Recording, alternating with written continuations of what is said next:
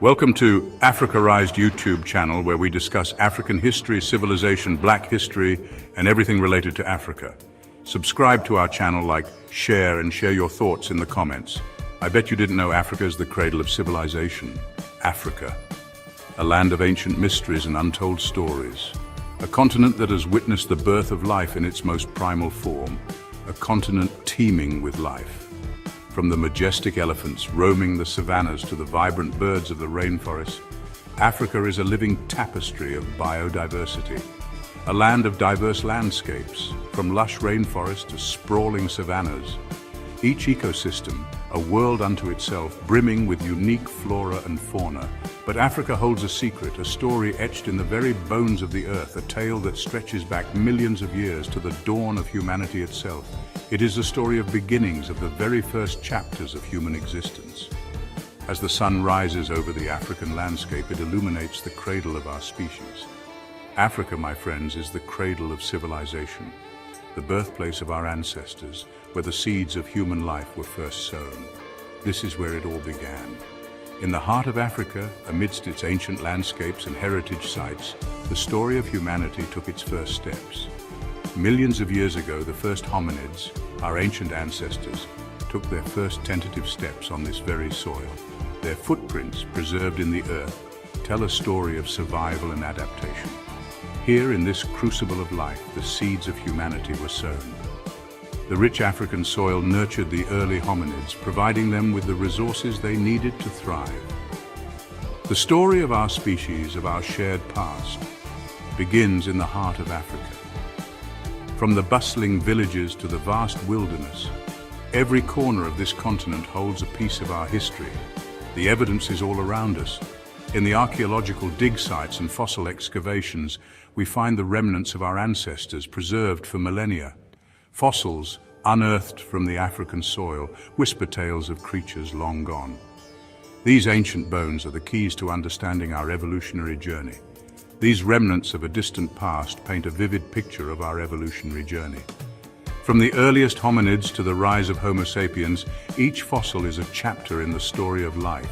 From the very first hominids to the emergence of Homo sapiens, Africa has borne witness to the extraordinary saga of human evolution. The landscapes and artifacts tell a story of innovation and survival. Join me now as we embark on a captivating journey through time. Let us explore the rich tapestry of Africa's past and uncover the secrets of our shared heritage. Let us delve into the depths of Africa's past and uncover the secrets of our shared heritage. From ancient ruins to historical artifacts, every discovery brings us closer to understanding our origins.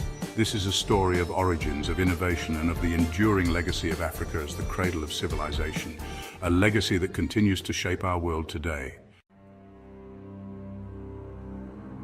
Imagine a world very different from our own. A world where vast grasslands stretched as far as the eye could see, home to creatures both familiar and strange. This was the world of the early hominids, our distant ancestors. These pioneers of humanity were on a remarkable journey, a journey of adaptation and evolution. They faced challenges we can only imagine. Predators stalked their every move. The elements tested their resilience. But these early hominids possessed a secret weapon, the power of adaptation. They learned to walk upright, freeing their hands to use tools. They developed complex social structures, working together to survive, and slowly, over countless generations, they began to shape their world. The fossil record tells their story. From the robust Paranthropus to the slender Australopithecus, each fossil discovery adds a new piece to the puzzle of our past. These were not just bones, but snapshots of lives lived, of struggles overcome, of triumphs achieved. The story of human evolution is a long and complex one, a tale with many chapters. But there is one chapter that stands out, a chapter that marks a turning point in our history. This is the chapter of Homo sapiens, our own species. Emerging in Africa around 300,000 years ago, Homo sapiens possessed a unique combination of traits. They had larger brains, capable of complex thought and problem-solving. They were masters of tool-making, crafting sophisticated implements from stone, bone, and wood. But perhaps their greatest asset was their capacity for language. With language, Homo sapiens could share ideas, pass down knowledge, and cooperate on a scale never seen before. They created art, adorning cave walls with breathtaking paintings. They developed rituals, burying their dead with care and respect. These were the hallmarks of a species on the cusp of greatness, a species destined to spread across the globe and leave an indelible mark on the planet. And it all began in the cradle of humanity, Africa. Section 4, Out of Africa, A Human Odyssey. Africa, the birthplace of our species, was about to witness a remarkable event, an event that would shape the destiny of humankind. This vast and diverse continent, with its rich landscapes and abundant resources, provided the perfect cradle for the early development of Homo sapiens. Homo sapiens, driven by a thirst for exploration and a need for resources, began to migrate. This migration was not a single event, but a series of movements over thousands of years, each wave of migration pushing the boundaries of human endurance and adaptability. This was no ordinary journey. It was a monumental trek that required immense courage and determination. Families and communities banded together, sharing knowledge and resources to survive the harsh conditions they encountered. It was an odyssey of epic proportions, a testament to the resilience and adaptability of our species. They crossed scorching deserts, navigated treacherous seas, and traversed icy landscapes. Each step forward was a leap into the unknown, driven by the hope of finding new lands and opportunities.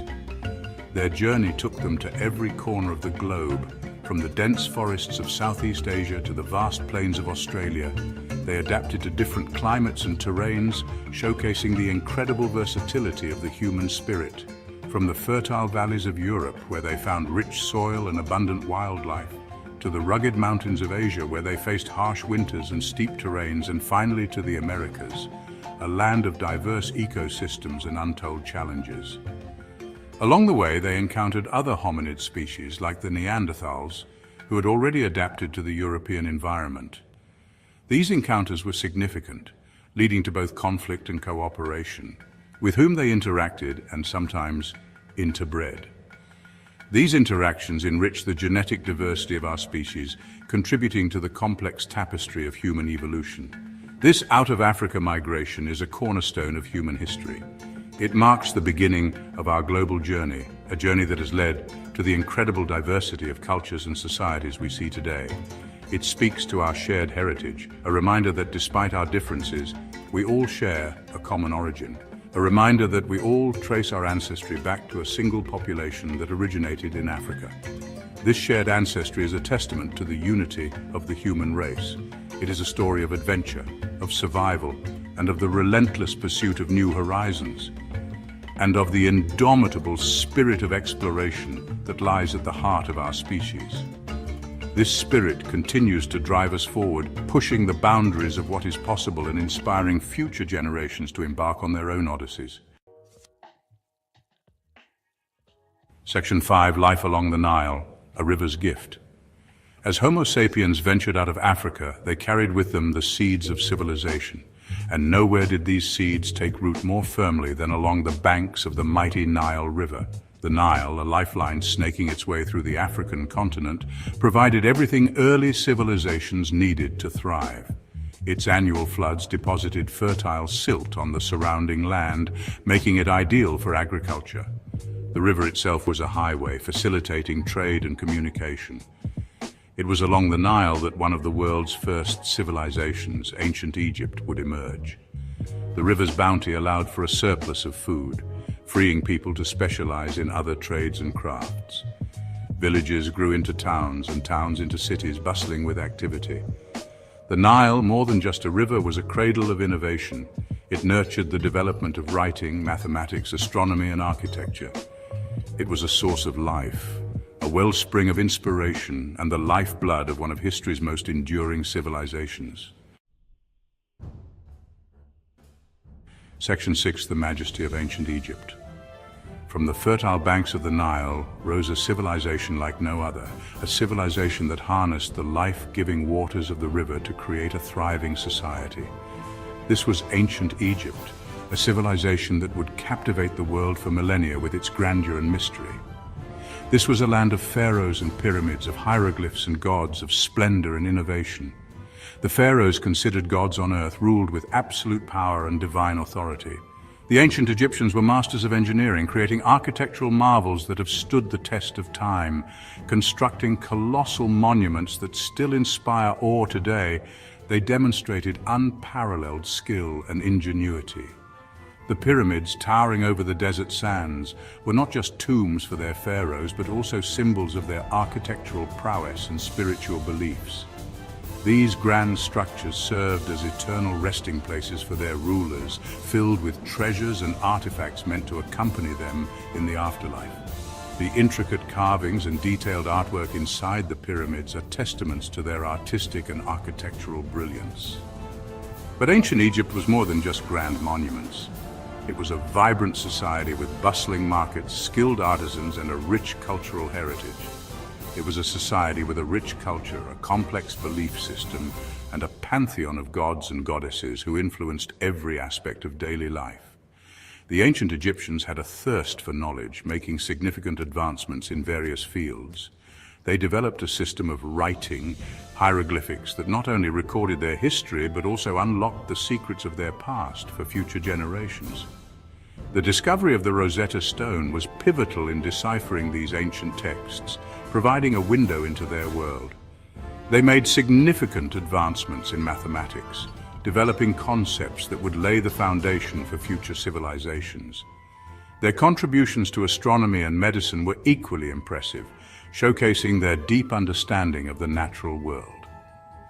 Ancient Egypt was a beacon of civilization, its influence radiating outwards, impacting cultures across Africa and beyond. Their trade networks and diplomatic relations extended far and wide. The legacy of ancient Egypt can be seen in the art, architecture, and cultural practices of many neighboring regions. It was a testament to human ingenuity, a civilization that pushed the boundaries of what was possible. Ancient Egypt offers us a glimpse into a world both familiar and utterly alien, a society that was advanced yet deeply rooted in its traditions. It stands as a reminder of the enduring power of the human spirit, a civilization that continues to inspire and fascinate us to this day. Hey everyone, welcome to an exciting journey through Africa's maritime history. We often think of Africa as a place with vast grasslands teeming with wildlife and the iconic pyramids of Giza standing tall against the desert backdrop. These images are indeed captivating and form a significant part of Africa's identity. But guess what? There's a lesser-known yet equally fascinating side to Africa's history. It has a secret history, a history of awesome sailors who navigated the vast waters, busy trade routes that connected distant lands, and cool cultures mixing all around the Mediterranean Sea and beyond. This maritime legacy is a testament to Africa's ingenuity and its pivotal role in ancient global trade. From the Egyptians sailing long ago on the mighty Nile to the bustling ports of the Swahili coast, Africa's connection to the sea has been super important in shaping the ancient world. These waterways were the lifelines of commerce and cultural exchange, influencing the development of civilizations far and wide. In this video, we'll dive deep into Africa's seafaring adventures, checking out how it affected trade, who had power, and how different cultures like the Phoenicians, Greeks, and Romans mixed together. We'll explore the stories of brave sailors who ventured into the unknown, the bustling markets that thrived on maritime trade, and the powerful empires that rose and fell with the tides. It's a story about clever people and their amazing skills at sea, and it shows how important Africa was in the history of seafaring around the world. So let's set sail on this incredible voyage through time and discover the maritime marvels of Africa. Let's get started. The Nile River, like the heart of Egypt, was super important for trade and travel in ancient Africa. The Egyptians were great at building boats and sailing, and they used the Nile to become a strong seafaring force. Their cool wooden boats, powered by sails and oars, traveled up and down the Nile, carrying stuff and people all over. The Nile connected Egypt to other African civilizations further south, like the Kingdom of Kush, which had tons of gold and ivory. Egyptian ships even went into the Mediterranean Sea, trading with faraway lands. This helped different cultures learn from each other, bringing new ideas, tools, and goods to Egypt. The northern coast of Africa, right next to the Mediterranean Sea, became a place where different cultures and businesses met. Carthage, started by the Phoenicians, became a really powerful seafaring city controlling a lot of the Mediterranean.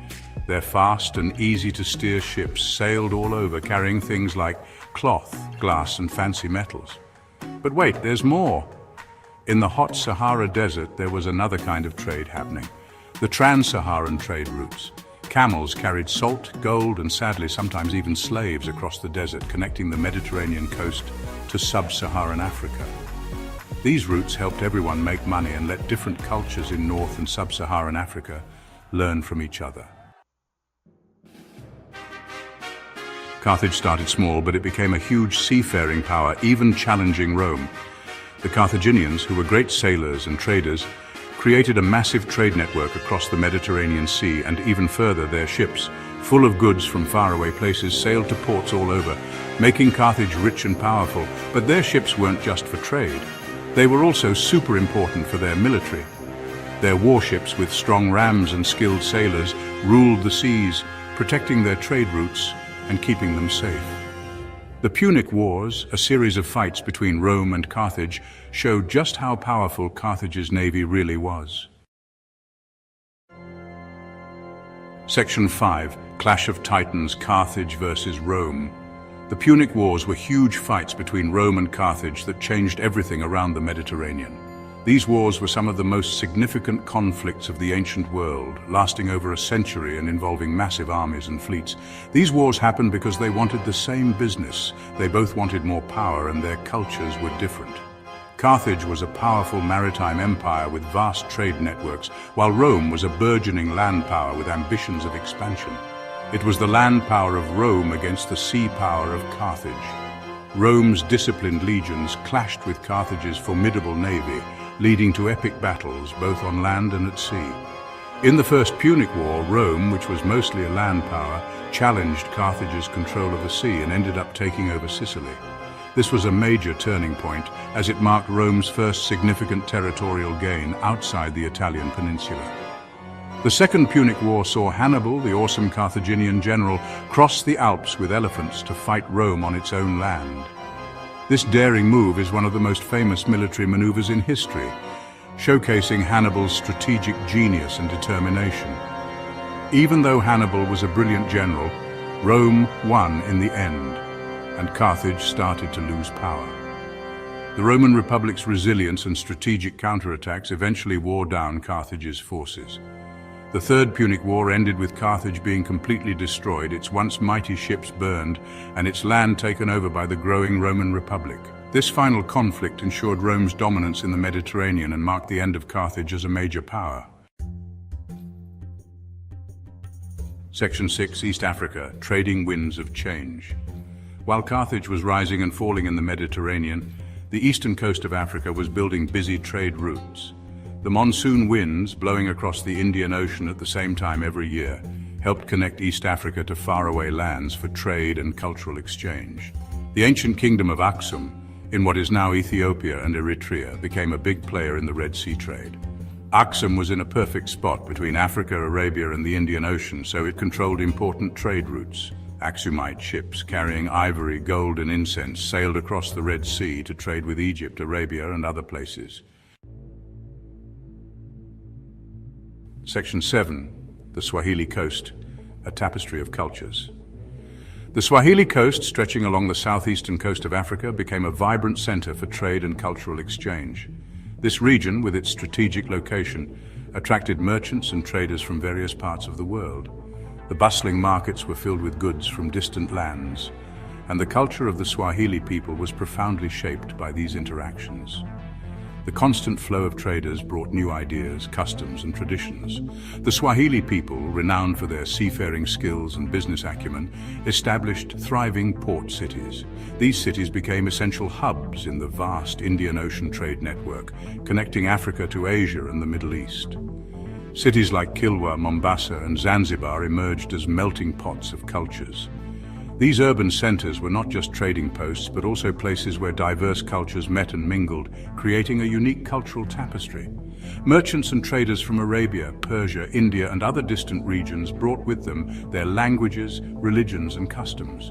This influx of diverse influences enriched the local culture, making it a vibrant and dynamic society.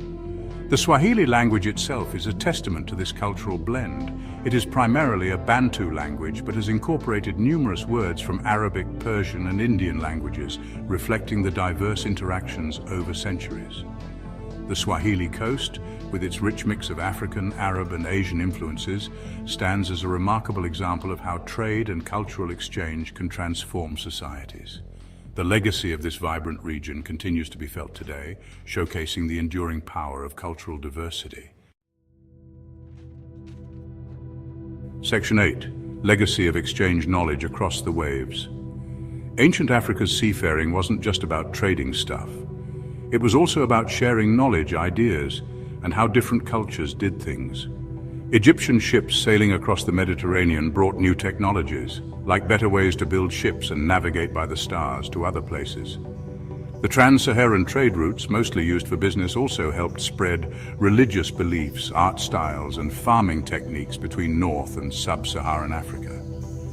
The Swahili coast, with its mix of people from everywhere, became a place where smart ideas and art were shared, combining African traditions with ideas from Asia and the Middle East. Section 9. Conclusion: Africa's enduring maritime influence. Africa's history with the sea shows how important the continent has always been to seafaring, world trade, sharing different cultures, and spreading knowledge. From the Egyptians sailing on the Nile to the busy ports of the Swahili coast, African civilizations have made a big impact on the history of the sea. It's important to remember Africa's role in shaping how we travel and trade across the oceans.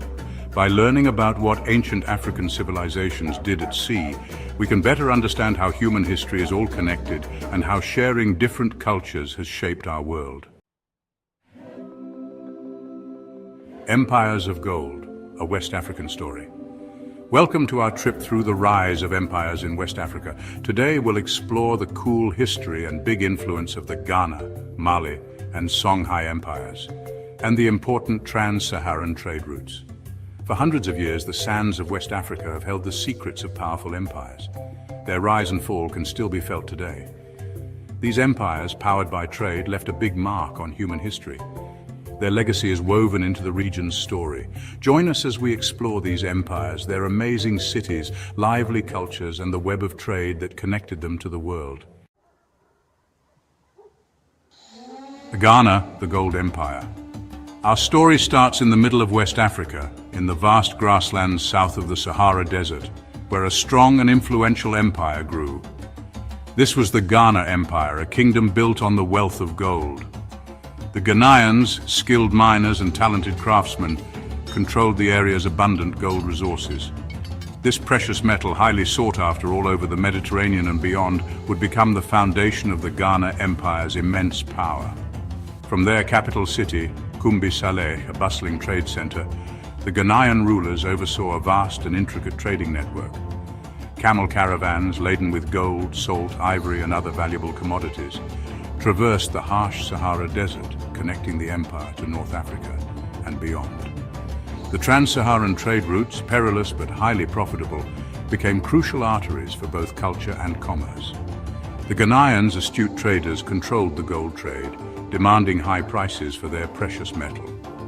This control brought immense wealth and prosperity to the Ghana Empire. The rulers, adorned in gold and luxurious silks, commanded powerful armies and built grand palaces that showcased their authority and influence. Ghana's influence extended far and wide, shaping the political landscape of West Africa. The empire's wealth and formidable army made it incredibly strong, ensuring its dominance for centuries. Ghana's gold not only enriched the empire but also fueled economies far beyond its borders. From bustling North African markets to the treasuries of European royalty, Ghanaian gold was everywhere, a symbol of wealth and power. But even the mightiest empires are not immune to change. Over time, the Ghana Empire, weakened by internal strife and external pressures, began to decline. the rise of a new power, the Almoravids, posed an even greater threat to Ghana's stability. By the 1200s, the once great Ghana Empire had fallen, leaving behind a legacy of wealth and trade. But the story of the Ghana Empire illustrates the transformative power of trade and its profound impact on civilizations. From the depths of the earth, gold emerged, turning a kingdom into a mighty empire and leaving an indelible mark on the history of West Africa. Mali, an empire of great wealth. From the Ghana Empire's remains, a new power arose in West Africa, the Mali Empire. Started by Sundiata Keita, a skilled warrior and great leader, the Mali Empire would become bigger and stronger than Ghana. Mali took over Ghana's gold trade, becoming wealthy and powerful. Under Sundiata and his successors, the empire grew, taking over large parts of West Africa. Mali's success came from controlling the profitable trans-Saharan trade routes. Cities like Djenné and Timbuktu along these routes became busy trade and culture centers. Mali's markets were full of traders from far away, wanting gold, salt, cola nuts, and enslaved people. The empire became super rich. During the rule of Mansa Musa, one of Mali's most famous rulers, the empire's wealth peaked. Mansa Musa, a good Muslim, went on a famous pilgrimage to Mecca in 1324. His trip, showing his faith and the empire's wealth, became legendary. Mansa Musa's group, stretching for miles, was said to have thousands of soldiers, helpers, and slaves, all dressed in fancy clothes. Mansa Musa's pilgrimage amazed everyone. He traveled with tons of gold, giving it away on his trip, leaving a big impression. After returning from Mecca, Mansa Musa kept investing in Mali. He built mosques, libraries, and universities, making Timbuktu a famous place for Islamic learning. Mansa Musa's rule was a golden age for Mali. His fair rule, wealth, and expanded trade made Mali a major power. The Mali Empire, like Ghana, showed how trade can change societies. From markets to learning centers, Mali's legacy lived on. Chapter 3, Songhai Masters of Trade and Learning. As the Mali Empire weakened, a new power was growing in West Africa, ready to take its place. The Songhai people, living along the Niger River, built an empire that would rival its predecessors, showcasing their resilience and ambition. The Songhai Empire, starting as a small kingdom around Gao, grew steadily, eventually becoming bigger and stronger than Mali, expanding its influence far and wide. Led by strong rulers like Sunni Ali and Askia Muhammad, the Songhai Empire reached its peak, demonstrating exceptional leadership and vision. Sunni Ali, a great military leader, led the Songhai to many victories, conquering important trading cities like Timbuktu and Djenné, which were crucial for the empire's prosperity. His rule started a new era for Songhai, one of military power and expansion, setting the stage for future growth. Askia Muhammad, who took over after Sunni Ali died, strengthened the empire and created a central government, ensuring stability and efficient administration. A devout Muslim, Askia Muhammad brought Islamic law and learning to the empire, integrating religion with governance. Under his rule, Songhai became a center of learning and culture, attracting scholars and intellectuals from various regions. Timbuktu, already a famous trade center, became a major Islamic university city, bringing in scholars and students from all over the Muslim world, enhancing its reputation. The Sankore Madrasa, one of Timbuktu's best learning centers, had many manuscripts on topics like astronomy, math, Islamic law, and literature, making it a beacon of knowledge. Songhai, under Askia Muhammad, became a place of knowledge where scholars thrived and new ideas flourished. Songhai's control of the trans-Saharan trade routes was important for its wealth, facilitating extensive trade networks. The empire's merchants traded gold, salt, cola nuts, enslaved people, and other valuable things with North Africa, the Middle East and beyond, creating a vibrant economy. This trade, carried by camel groups across the Sahara, made Songhai very rich, paying for its growth, government and culture, and ensuring its prosperity. But even the strongest empires can have problems, and Songhai was no exception. Songhai, weakened by internal fighting and facing threats from Moroccans with gunpowder, eventually fell, marking the end of an era. Even though it fell, the Songhai Empire left a lasting impact, with its legacy enduring through the ages. Its support of learning and trade made it a major force in West African history, influencing generations to come. Chapter 4. The Trans-Saharan Lifeline, Connecting Cultures and Continents. The rise and fall of the West African empires were intricately tied to the trans-Saharan trade routes, ancient paths that spanned the vast Sahara Desert, connecting the Mediterranean world to the heart of Africa. These routes, like lifelines across the endless sand, were more than just trade paths. They were bridges between diverse cultures, sharing ideas, beliefs, and traditions across long distances and through generations. For centuries, camel caravans, led by Berber nomads who knew the desert intimately, traveled these routes with remarkable skill and resilience. Their journeys were perilous, fraught with dangers from the harsh environment, but they offered the promise of immense riches and rewards. Camels, perfectly adapted for the desert, were essential for this trade, carrying valuable goods like gold, salt, and other commodities across the vast expanse of the Sahara. The trade routes, dotted with oases that provided much-needed rest and respite, became vibrant places where cultures mixed and mingled. Merchants from North Africa, the Middle East, and Sub-Saharan Africa met at these bustling trading posts, exchanging not only goods but also languages, customs, and innovative ideas. Islam, brought by Arab traders, spread across West Africa, profoundly influencing the culture, religion, and societal structures of the empires. The trans-Saharan trade was a crucial factor in the growth of the West African empires, connecting them to the wider world and making them wealthy through the trade of gold, salt, enslaved people, and other valuable items. The insatiable demand for gold drove much of this trade, fueling the economies of these empires. The West African empires, controlling rich gold mines, became pivotal players in this trade network, their fortunes rising and falling with the fluctuating price of gold. However, the trans-Saharan trade had a dark and tragic side. The enslavement of Africans became an integral part of this trade, with millions of people forced into captivity and taken across the harsh desert.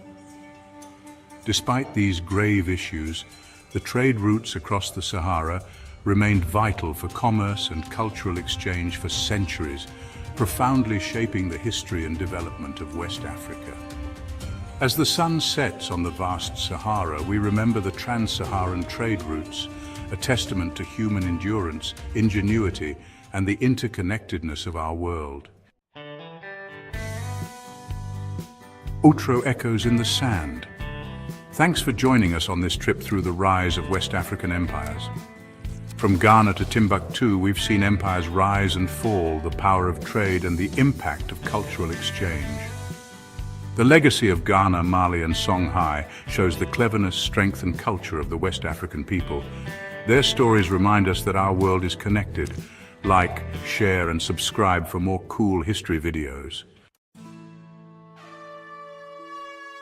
For hundreds of years, the Indian Ocean was a really busy place. It was more than just a body of water. It was a vibrant hub of activity, teeming with life and energy. The ocean served as a vast highway, connecting distant lands and diverse cultures. It wasn't just water, it was like a big meeting place for people from all over.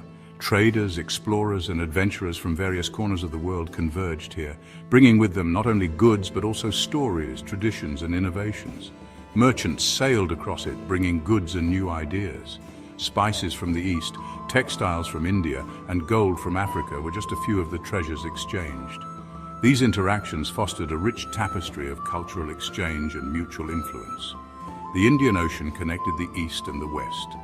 It was a crucial link in the chain of global trade, facilitating the movement of goods, people, and ideas between continents. It linked Africa, Asia, and the Middle East. This vast network of trade routes created a melting pot of cultures where languages, religions, and customs intermingled and evolved. Sharing goods and ideas changed the people living around the Indian Ocean. The exchange of knowledge and traditions led to advancements in science, art, and technology, enriching the lives of those who participated in this dynamic network. It helped trade grow, cultures mix, and new religions spread. The Indian Ocean was a conduit for the spread of major religions like Islam, Hinduism, and Buddhism, which left a lasting impact on the regions they touched. The east coast of Africa was super important in this network. coastal cities like Kilwa, Mombasa and Zanzibar became bustling centers of trade and cultural exchange, attracting merchants and scholars from far and wide. From busy cities to powerful empires inland, East Africa was a key part of the Indian Ocean trade. The wealth generated from trade helped build powerful states and empires such as the Swahili city-states and the Kingdom of Zimbabwe. This video will explore how East Africa was part of this ancient trade network and how it changed the region's culture, economy and society. Join us as we delve into the fascinating history of the Indian Ocean trade and its enduring legacy on East Africa. The East African coast, stretching from Somalia down to Mozambique, was dotted with a series of vibrant and bustling cities. These cities were not just random settlements, but were intricately connected, forming what is known as the Swahili coast. This region was a melting pot of cultures, where African, Arab and Asian influences blended seamlessly. The Swahili people who inhabited these cities were a unique mix of these diverse cultures, creating a rich and dynamic society. These cities were all connected and formed the Swahili coast, a network of trading hubs that played a crucial role in the Indian Ocean trade. The Swahili coast was not just a geographical area, but a cultural and economic powerhouse that facilitated trade and cultural exchange across continents. The Swahili people, a mix of African, Arab and Asian people, lived in these coastal cities. They spoke Swahili, a language that itself is a blend of Bantu and Arabic, reflecting the multicultural nature of the region. Their attire, cuisine and architecture also showcased this unique blend of influences. They were great sailors, had a mixed culture and were important in the Indian Ocean trade. The Swahili sailors were renowned for their skills in navigating the treacherous waters of the Indian Ocean, using traditional dhows to transport goods and people across vast distances. Some of the most important cities were Kilwa, Sofala, Mombasa and Malindi. Each of these cities had its own unique charm and significance. Kilwa, for instance, was known for its wealth and grandeur, while Mombasa was a key port city that facilitated trade with distant lands. Each city was special and traded different goods. The markets in these cities were bustling with activity, offering a wide range of goods from gold and ivory to spices and textiles. These goods were highly sought after in markets across the Indian Ocean. These cities were in important spots along the coast. Their strategic locations made them ideal hubs for trade, connecting the interior of Africa with the rest of the world. The Swahili cities were perfectly positioned to take advantage of the monsoon winds, which facilitated maritime trade. They connected the inland parts of Africa to the rest of the Indian Ocean world.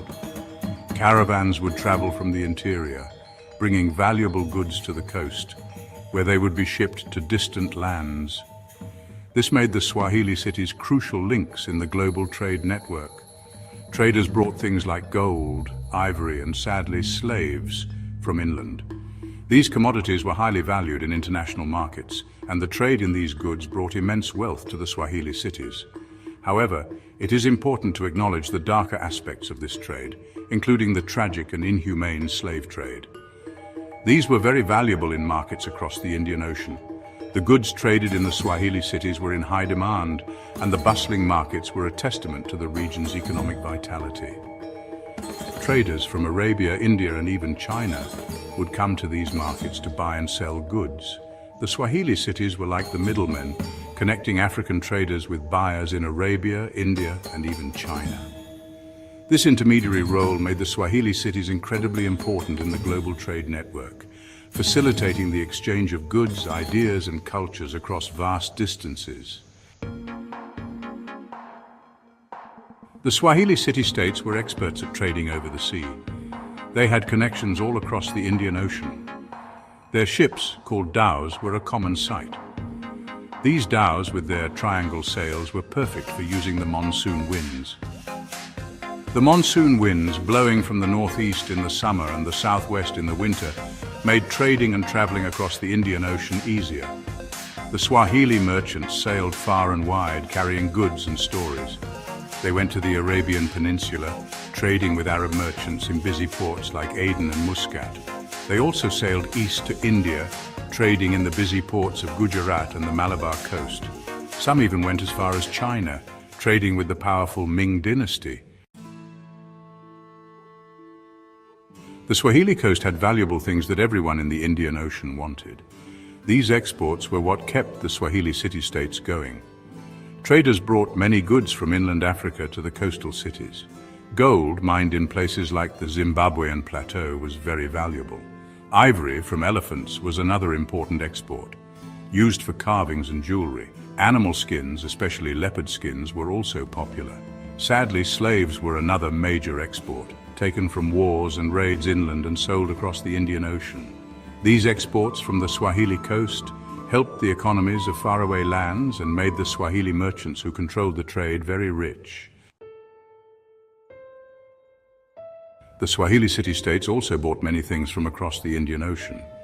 These imports showed the different tastes of the wealthy Swahili people and what people wanted in their markets. From the Arabian Peninsula, Swahili merchants brought back frankincense and myrrh, nice-smelling resins used for religious things and perfumes. They also imported well-made textiles, swords and daggers from Yemen and Oman. From India, they brought back cotton cloth, silk and spices. Spices like cloves, pepper and cinnamon were valuable for their flavor and for keeping food fresh. From China, Swahili traders brought back porcelain, silks and beads. All these imports made the Swahili city-states richer and more culturally diverse. The Indian Ocean trade helped spread Islam to East Africa. Arab traders, many of whom were Muslim, brought their religion with them. As they talked with the Swahili people, they shared their beliefs. Islam became very important on the Swahili coast, slowly growing and spreading. Many Swahili people became Muslims, liking its message of equality and justice. Mosques, where Muslims worship, were built in Swahili cities, becoming important parts of the city. The call to prayer from the tall towers of the mosques became a common sound. While the Swahili city-states thrived on the coast, a powerful kingdom grew inland in southern Africa. This kingdom, Great Zimbabwe, became very important between the 11th and 15th centuries.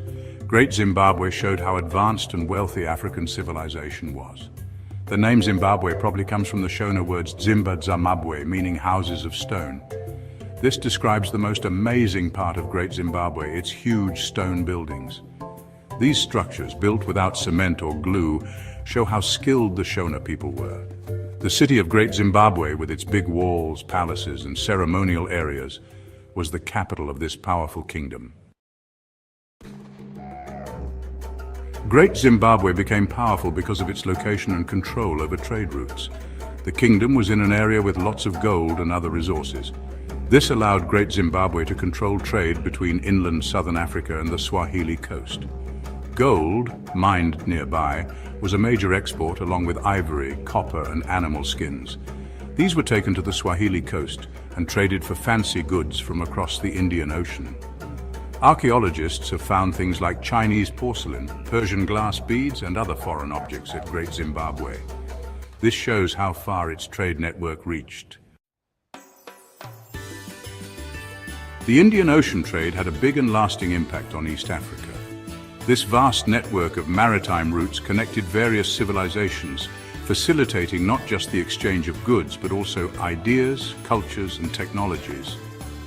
The trade routes spanned from the Arabian Peninsula to the Indian subcontinent, reaching as far as Southeast Asia and the eastern coast of Africa. These interactions laid the foundation for a rich tapestry of cultural and economic exchanges that would shape the region for centuries to come.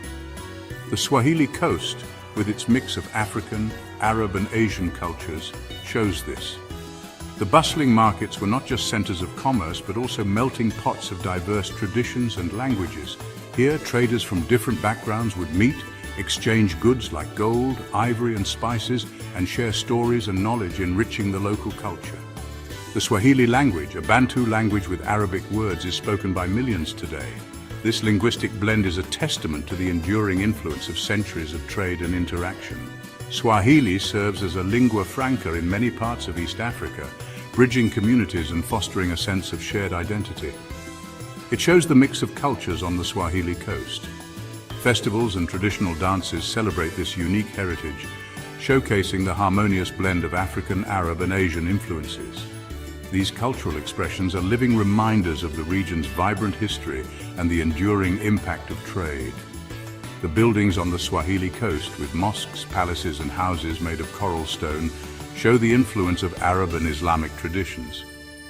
These architectural marvels stand as silent witnesses to the region's historical connections with the broader Islamic world, reflecting the artistic and cultural exchanges that took place over centuries. We can still see the legacy of Great Zimbabwe in the amazing stone ruins. These impressive structures are a testament to the ingenuity and architectural prowess of the ancient civilization. They also highlight the extensive trade networks that once connected Great Zimbabwe to the Swahili coast and beyond.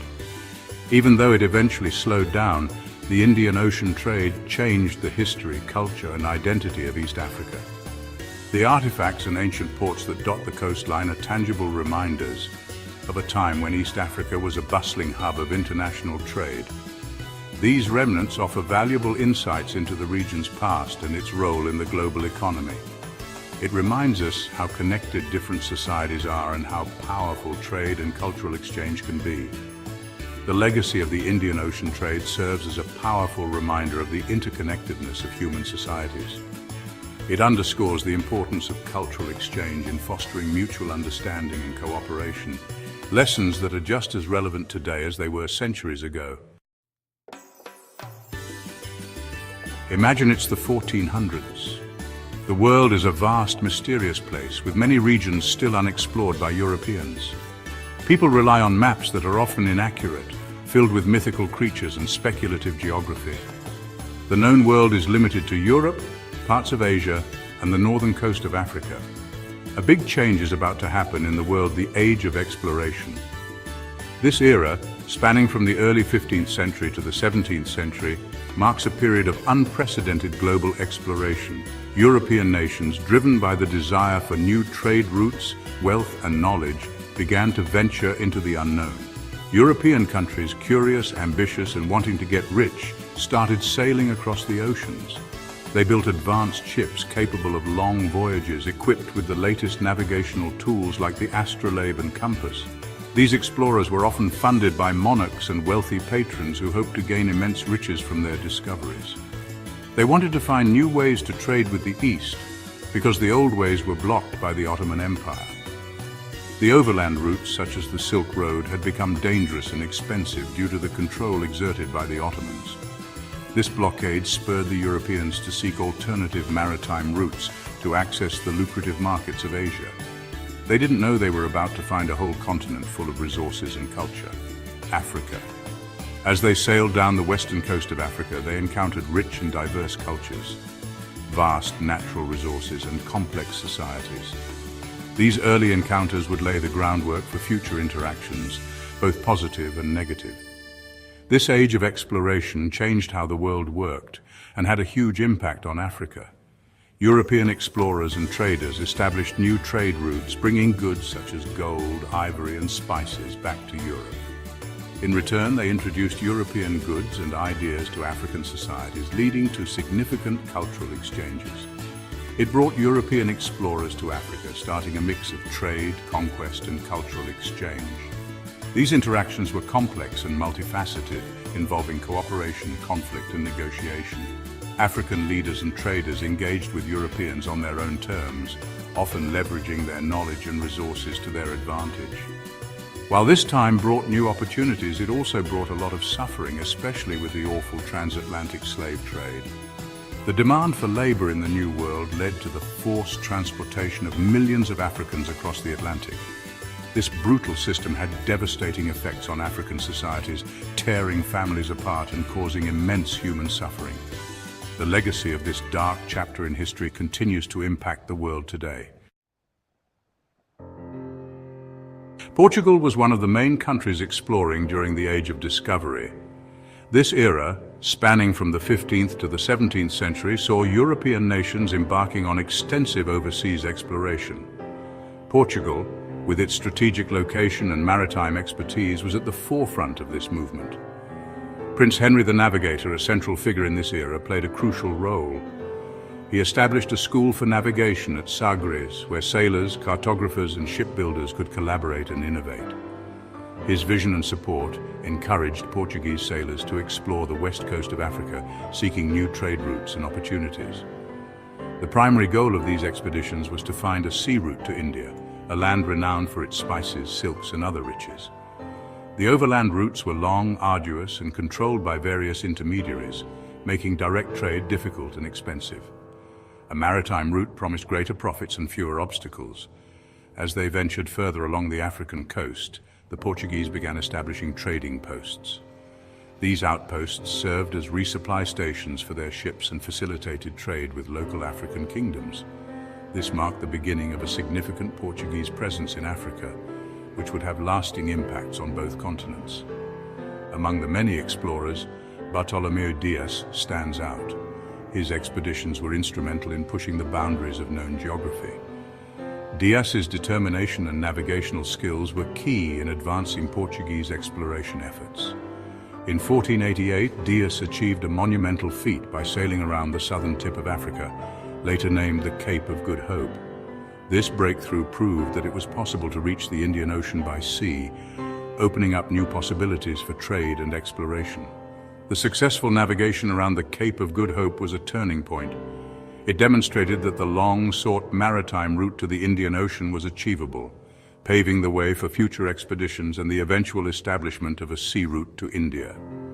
These voyages had profound implications. They not only increased European presence in Africa, but also initiated a period of significant cultural and economic exchange.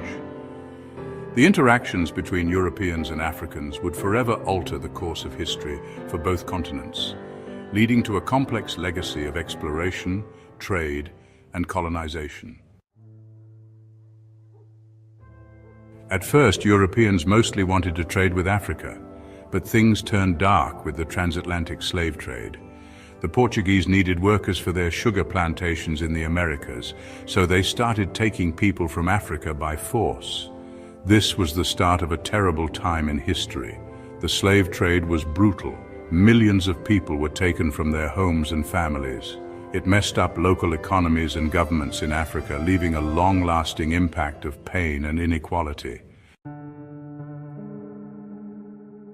The age of exploration was helped by new technology for ships and map-making. Explorers used new ships called caravels. These ships were easy to steer, which made it easier to sail the oceans. They also had better tools like the astrolabe and compass to help them figure out where they were going. These new tools helped them make better maps, which led to even more exploration and trade. The printing press also helped spread knowledge and maps, so more people could explore. African societies reacted to the Europeans in different ways. Some kingdoms saw a chance to trade and exchange things like gold, ivory, and spices for European goods. This led to trading posts and bigger trade networks, but not everyone was happy. Some African rulers fought against the Europeans, protecting their land and independence. They didn't trust the newcomers and wanted to stay in control. Europeans didn't just walk in and take over. The process of colonization was met with fierce resistance from the very beginning. African societies were not passive victims. They were active defenders of their territories. The arrival of Europeans was seen as a direct threat to their sovereignty, culture, and way of life. This resistance was not just a series of isolated incidents, but a widespread and organized effort across the continent. Many African kingdoms and communities fought back hard to protect their land, culture, and way of life. They employed various strategies, from guerrilla warfare to large-scale battles. The bravery and determination of these warriors were remarkable. They were fighting not just for themselves, but for future generations, hoping to preserve their heritage and independence. The resistance was a testament to their resilience and unyielding spirit.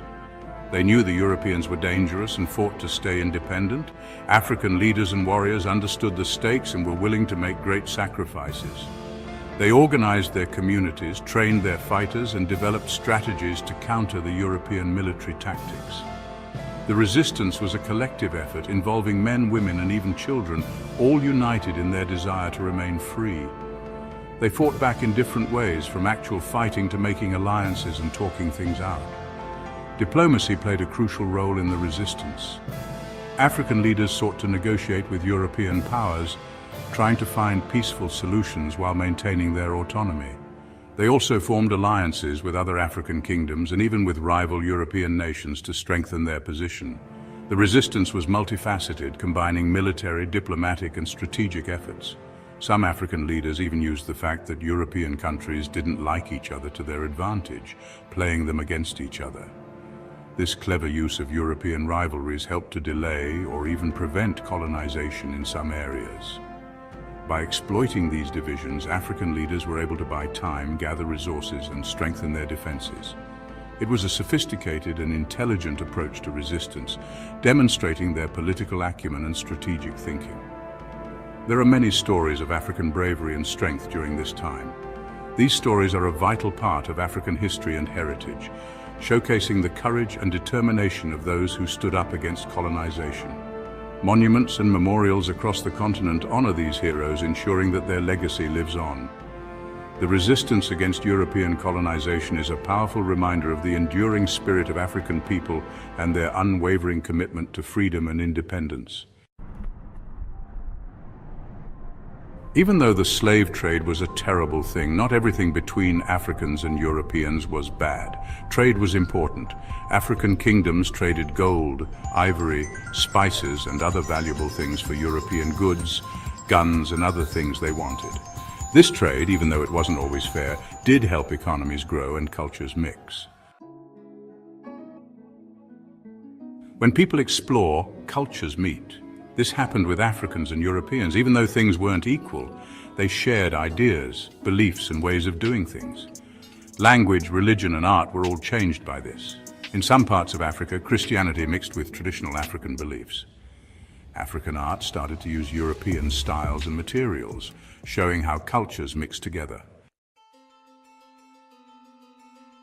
The age of exploration changed Africa in big ways, both good and bad.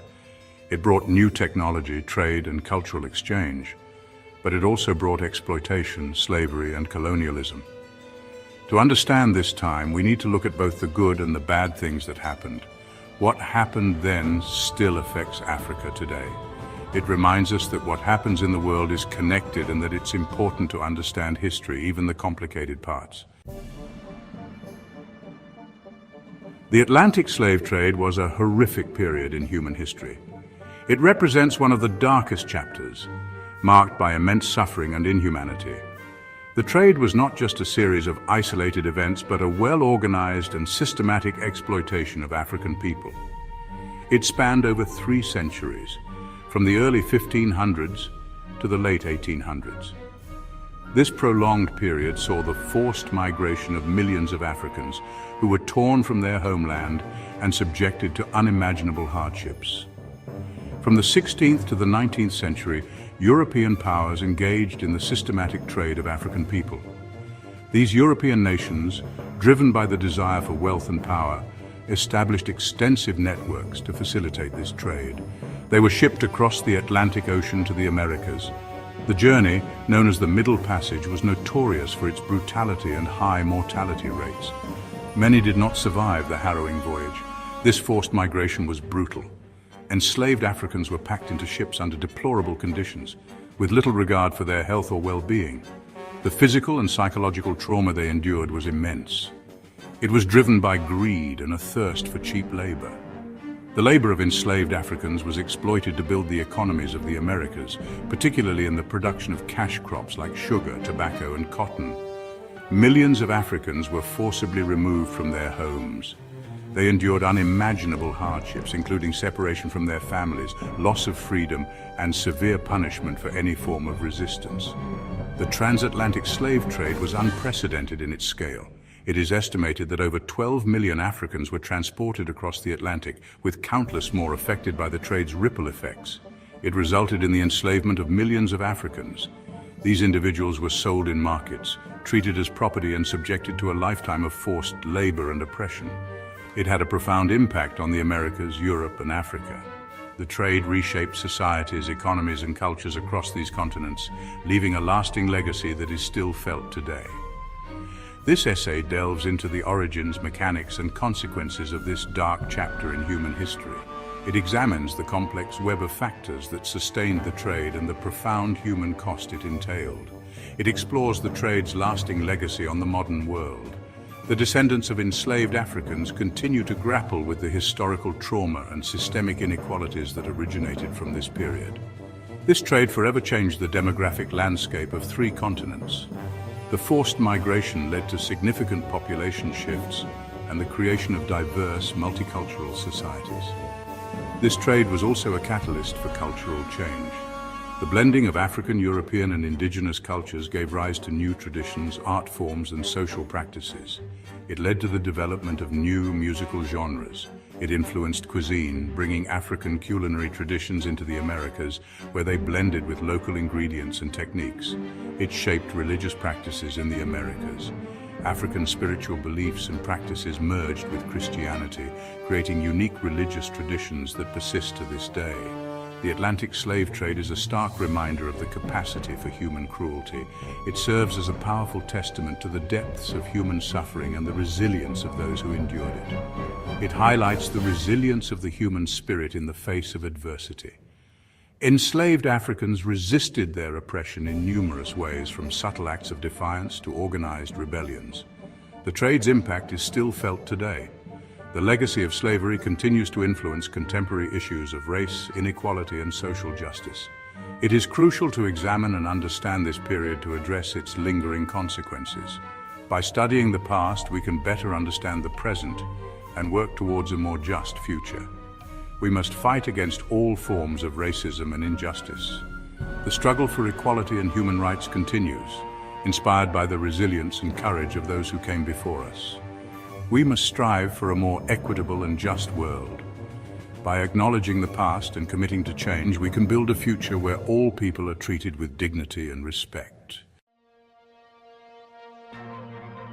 The roots of the Atlantic slave trade can be traced back to the 15th century. It began with the European age of exploration.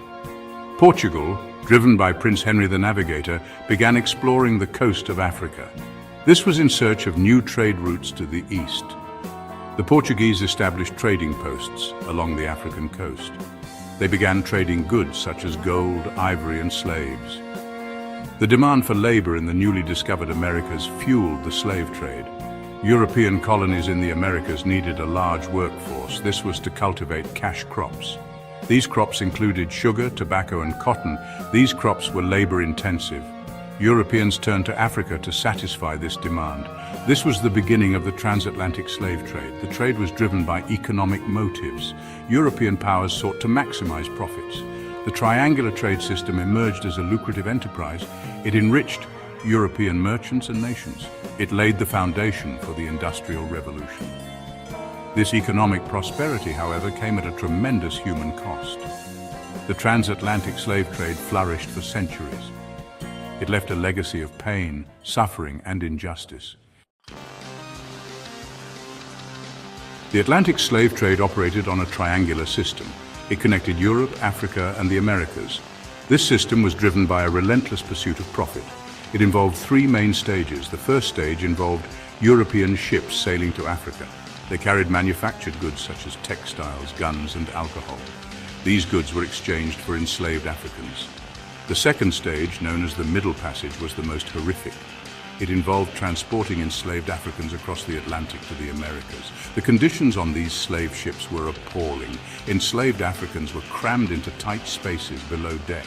They suffered from disease, malnutrition, and physical abuse.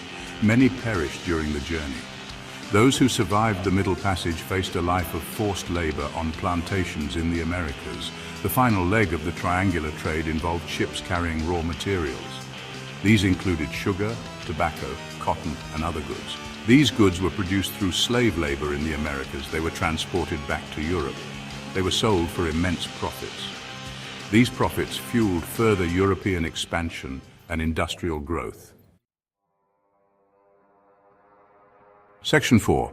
African complicity and resistance, a nuanced perspective. The role of Africans in the transatlantic slave trade is complex. It is often misunderstood.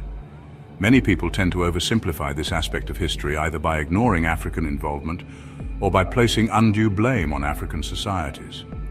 While it is true that some African rulers and traders participated in the trade, they captured and sold enslaved Africans to Europeans. This participation was driven by various factors, including political, economic, and social pressures. It is crucial to understand the historical context. African societies were diverse with different cultures, languages, and political structures. The motivations and actions of African leaders varied widely. African societies had their own systems of slavery and servitude before European involvement. These systems were often integrated into the social and economic fabric of their communities. However, these systems were often different from the chattel slavery practiced by Europeans. African slavery was generally less brutal and allowed for more social mobility. They were less brutal and offered more opportunities for social mobility. Enslaved individuals could sometimes integrate into the community, marry, and even rise to positions of influence. The arrival of Europeans disrupted these existing systems and created new economic incentives for the slave trade. The demand for labor in the New World led to an increase in the capture and sale of enslaved Africans. Some African rulers saw an opportunity to profit from the trade and used it to consolidate their power. They engaged in the trade to acquire European goods, such as guns, textiles, and alcohol. They did this by acquiring European goods, such as guns. These weapons were then used to strengthen their military capabilities and subjugate neighboring kingdoms. These guns were used to subjugate neighboring kingdoms, fueling conflict and instability within Africa. The increased availability of firearms led to more frequent and deadly conflicts. However, it is essential to remember that many Africans resisted the slave trade. Resistance took many forms, from armed rebellion to subtle acts of defiance. African communities fought back against European slave traders. They employed various tactics, including guerrilla warfare, to defend their people and territories. Some African rulers refused to participate in the trade. They recognized the devastating impact it had on their societies and sought to protect their people. They resisted European encroachment on their territories and sought to protect their people from enslavement. These leaders played a crucial role in the broader resistance against the transatlantic slave trade. Section 5. Scars on the continent, the social and economic impacts on Africa. The transatlantic slave trade had a devastating impact on African societies, altering the course of history for the continent in profound ways. It is impossible to fully comprehend the scale of human suffering it caused, as millions of lives were disrupted and destroyed. The trade led to the forced removal of millions of people from their homes, tearing them away from their families and communities. It ripped apart families, destroyed communities, and left lasting scars on the continent that are still felt today. The trade had a profound demographic impact, significantly altering the population structure of many regions. It is estimated that over 12 million Africans were forcibly transported to the Americas, a journey marked by unimaginable suffering and loss. This resulted in a significant loss of population in many parts of Africa, particularly affecting West Africa, which saw entire communities decimated. It skewed population demographics and hindered social and economic development, creating long-term challenges for growth and stability. The trade also fueled internal conflicts and destabilized entire regions as different groups vied for control and power. African kingdoms and communities were pitted against each other, competing for control of the slave trade, which led to further fragmentation and strife. This led to a climate of fear and violence and undermined traditional social structures, eroding the fabric of African societies. The trade also had a long-term economic impact, distorting African economies and shifting the focus from traditional industries to slave trading. It distorted African economies and shifted the focus from traditional industries to slave trading, which had detrimental effects on local development. This hindered the development of local industries and agriculture, making African societies more vulnerable to European exploitation and colonization. The legacy of the slave trade continues to affect Africa today, as the continent grapples with the long-term consequences of this dark chapter in history. Imagine the 1800s, a time of immense change and transformation. The world was on the brink of a new era, and nowhere was this more evident than in Europe. Europe was buzzing with activity. The Industrial Revolution was in full swing, bringing about rapid advancements in technology and industry. Factories were springing up everywhere, and new inventions were changing the way people lived and worked. These factories needed raw materials to keep their machines running and to produce the goods that were in high demand. Europe, however, didn't have all the resources it needed. So they looked beyond their borders. Their eyes turned to Africa, a continent rich in natural resources. European explorers and adventurers began to map out the vast and largely uncharted territories of Africa, driven by the promise of untold wealth. Africa was a treasure trove of valuable resources like gold, diamonds, rubber, and other raw materials. These were exactly what the European factories needed to fuel their industrial ambitions. The race was on. European countries scrambled to claim as much of Africa as they could. This period of intense competition and colonization is known as the Scramble for Africa. The Scramble for Africa was marked by a frenzy of land grabs, treaties, and sometimes outright conflict. European powers carved up the continent with little regard for the existing African societies and their complex cultures. Before the Europeans arrived, Africa was home to a multitude of kingdoms, tribes, and communities, each with its own unique culture, language, and way of life. These societies had rich histories and traditions that were often overlooked by the colonizers. The European powers, however, paid little attention to these existing boundaries and social structures. They drew new borders that often split communities and forced different groups together, leading to long-term conflicts and tensions. The colonizers believed they were superior to the African people and justified their actions with a sense of entitlement and racial superiority. They exploited Africa's resources with little regard for the well-being of its inhabitants. European factories had an insatiable appetite for raw materials. Africa's vast reserves of rubber, diamonds, gold, and other resources were extracted and shipped back to Europe, fueling the industrial machine. The division of Africa among European powers was like a grand feast, with each country grabbing as much as they could. This period left a lasting impact on the continent, the effects of which are still felt today. Something important happened in Europe that changed Africa forever. This event would set the stage for a dramatic and often tragic reshaping of the African continent, altering its future in ways that are still felt today. It was called the Berlin Conference, held from 1884 to 1885. This conference was a pivotal moment in history where the fate of an entire continent was decided without its people's consent. Germany's leader, Otto von Bismarck, brought together 14 European countries and the United States. These powerful nations convened to discuss their interests in Africa, driven by a desire for new resources and territories. They wanted to decide how to divide Africa among themselves. The map of Africa was laid out before them, and they began to draw lines, carving up the continent with little regard for the people living there. They made a rule called effective occupation, meaning if a European country controlled a part of Africa, they could claim it. This rule was meant to legitimize their claims and prevent conflicts among themselves. The worst part? No Africans were invited to this meeting. The very people whose land was being divided had no say in the matter. Their voices were completely ignored. The lines they drew on the map split up groups of people who shared the same language and culture. These arbitrary borders created divisions that led to conflicts and tensions, the effects of which are still evident in Africa today. Before the Berlin Conference, Africa was a continent of diverse cultures, languages, and societies. African leaders governed their own territories, and communities thrived with rich traditions and histories.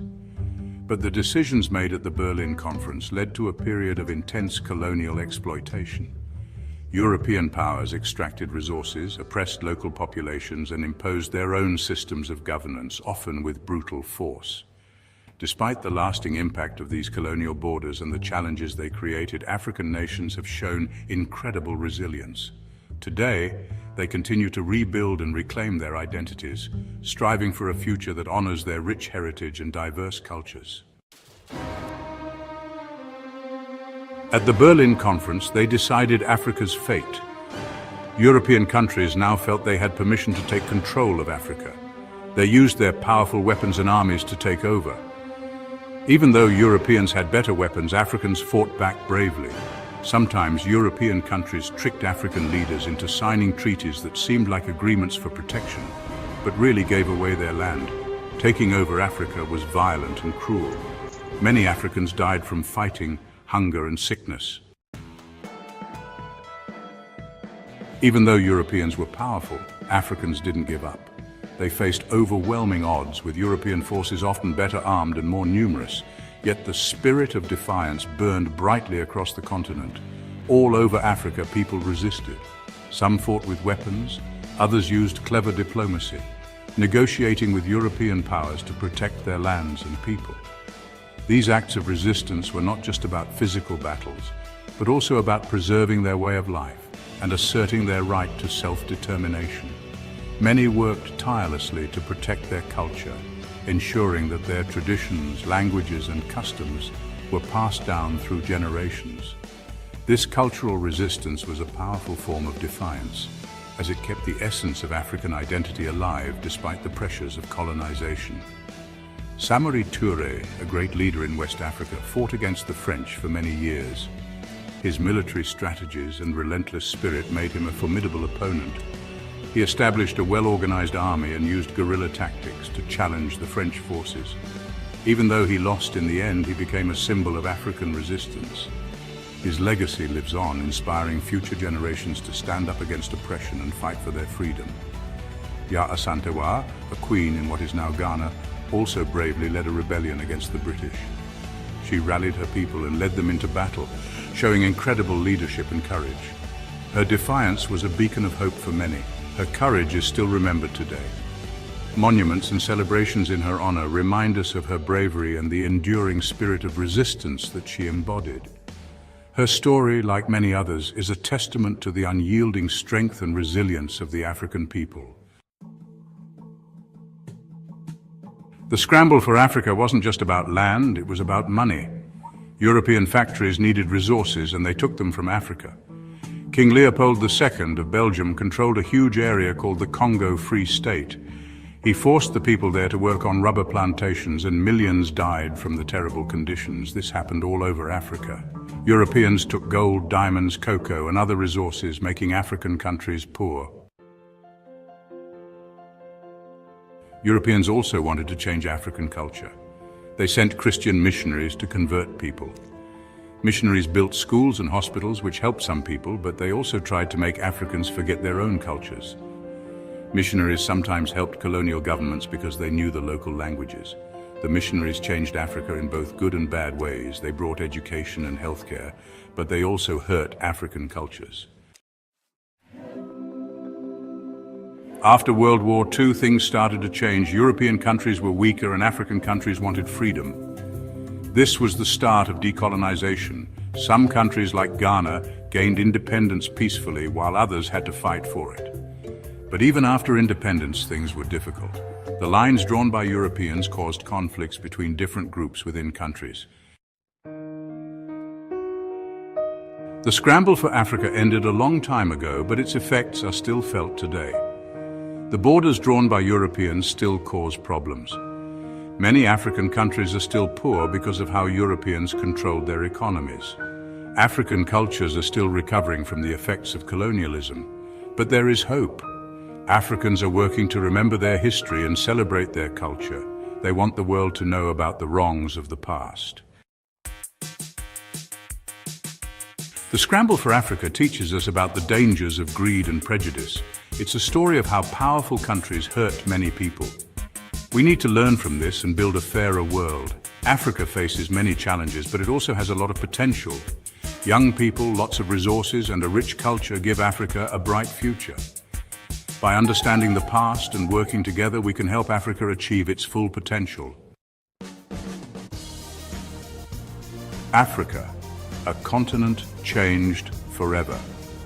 The story of Africa's colonization is one of profound transformation, marked by the arrival of European powers who sought to reshape the continent to fit their own ambitions and desires. When European countries arrived in Africa, everything changed. The initial encounters were often marked by curiosity and trade, but soon the Europeans' intentions became clear. They were not just visitors, they were conquerors. What started as small trading posts became a race to control land. European nations scrambled to claim territories, driven by the desire for wealth and power. These trading posts quickly evolved into fortified settlements, and the race for control intensified. By the early 1900s, almost all of Africa was ruled by European countries. The continent was carved up with little regard for the existing ethnic and cultural boundaries, leading to a patchwork of colonies under various European flags. This changed everything about African life, from how people were governed to what they did every day. Traditional systems of governance were replaced with European models, and daily life was disrupted as Africans were forced to adapt to new rules and expectations. We're going to look at what life was like in Africa under colonial rule, how the Europeans controlled everything, how it changed society and the economy, and how different cultures clashed and sometimes mixed together. The imposition of European culture and systems often led to resistance and conflict, but also to new forms of cultural exchange and hybrid identities. European countries wanted to control Africa for a few reasons. They wanted its resources, such as gold, diamonds, and rubber, which were abundant and could fuel their industrial economies back home. They wanted to be more powerful than other European countries, and having colonies was a way to demonstrate national strength and prestige. The competition among European powers often led to conflicts and wars, both in Africa and in Europe. And they thought their culture was better than everyone else's. This belief in cultural superiority, often referred to as the civilizing mission, justified their actions in their own eyes and led to efforts to impose European languages, religions, and customs on African societies. Europe needed resources from Africa for its factories. The raw materials extracted from African lands were essential for the burgeoning industries in Europe, and the exploitation of these resources often came at a great human cost. Also, European countries were competing with each other to have the most colonies. This competition was not just about resources, but also about strategic advantage and national pride. And sadly, they believed they were better than Africans, and this made them think it was okay to control and mistreat African people. The colonial system was built on a foundation of racial hierarchy and exploitation, leading to widespread suffering and injustice. Colonialism was terrible for Africa. It brought about immense suffering, disrupted societies, and left a legacy of division and conflict that persists to this day. African countries lost their independence, their traditions were destroyed, and their social structures were upended. The imposition of foreign rule and the suppression of local customs and governance systems had long-lasting effects on African societies. Their resources and people were exploited. Africans were often forced into labor, working in harsh conditions to extract the wealth that would benefit their colonial rulers. The Europeans drew borders without caring about the different groups of people who already lived there, leading to artificial divisions that ignored ethnic, linguistic, and cultural boundaries. And those divisions still cause problems today. The arbitrary borders drawn by colonial powers have contributed to ongoing conflicts and tensions in many African countries. This difficult time changed Africa forever, affecting its politics, economy, and society for many years to come. The legacy of colonialism is complex, with both negative and positive aspects, but its impact is undeniable and continues to shape the continent's future. Controlling a continent, different ways to rule. The European powers had vast empires, and they needed effective ways to manage these territories. European countries used different ways to control such large and different places. The methods they chose often depended on their own administrative traditions and the specific conditions in the colonies. There were two main ways: direct rule and indirect rule. Each had its own set of strategies and implications for the colonized people. Countries like France and Belgium used direct rule. This meant they imposed their own systems of governance directly onto the colonies. They put their own people in charge and tried to make Africans live and be governed like Europeans. This often involved building European-style infrastructure and enforcing European laws and customs. Local leaders lost their power. Traditional structures of authority were dismantled, and African societies were forced to adapt to new foreign systems. The British mostly used indirect rule. This approach was different in that it sought to maintain existing local power structures. They tried to rule through local leaders, making them work for the British government. This meant that local chiefs and kings were often co-opted into the colonial administration. This was cheaper, and they hoped it would make Africans less likely to fight back because things seemed the same as before. However, this often led to a dual system of governance that could be confusing and inefficient, but it actually messed up traditional ways of leading and caused even more problems between different groups of people. The imposition of foreign rule disrupted social harmony and led to conflicts. Both direct and indirect rule were all about the Europeans getting what they wanted. The primary goal was to extract resources and maintain control over the colonies. They wanted to stay in control, take resources, and make as much money as possible. The economic exploitation of the colonies was a key driver of colonial policies. Africans couldn't vote or participate in government, and the Europeans made them work in ways that only benefited Europe.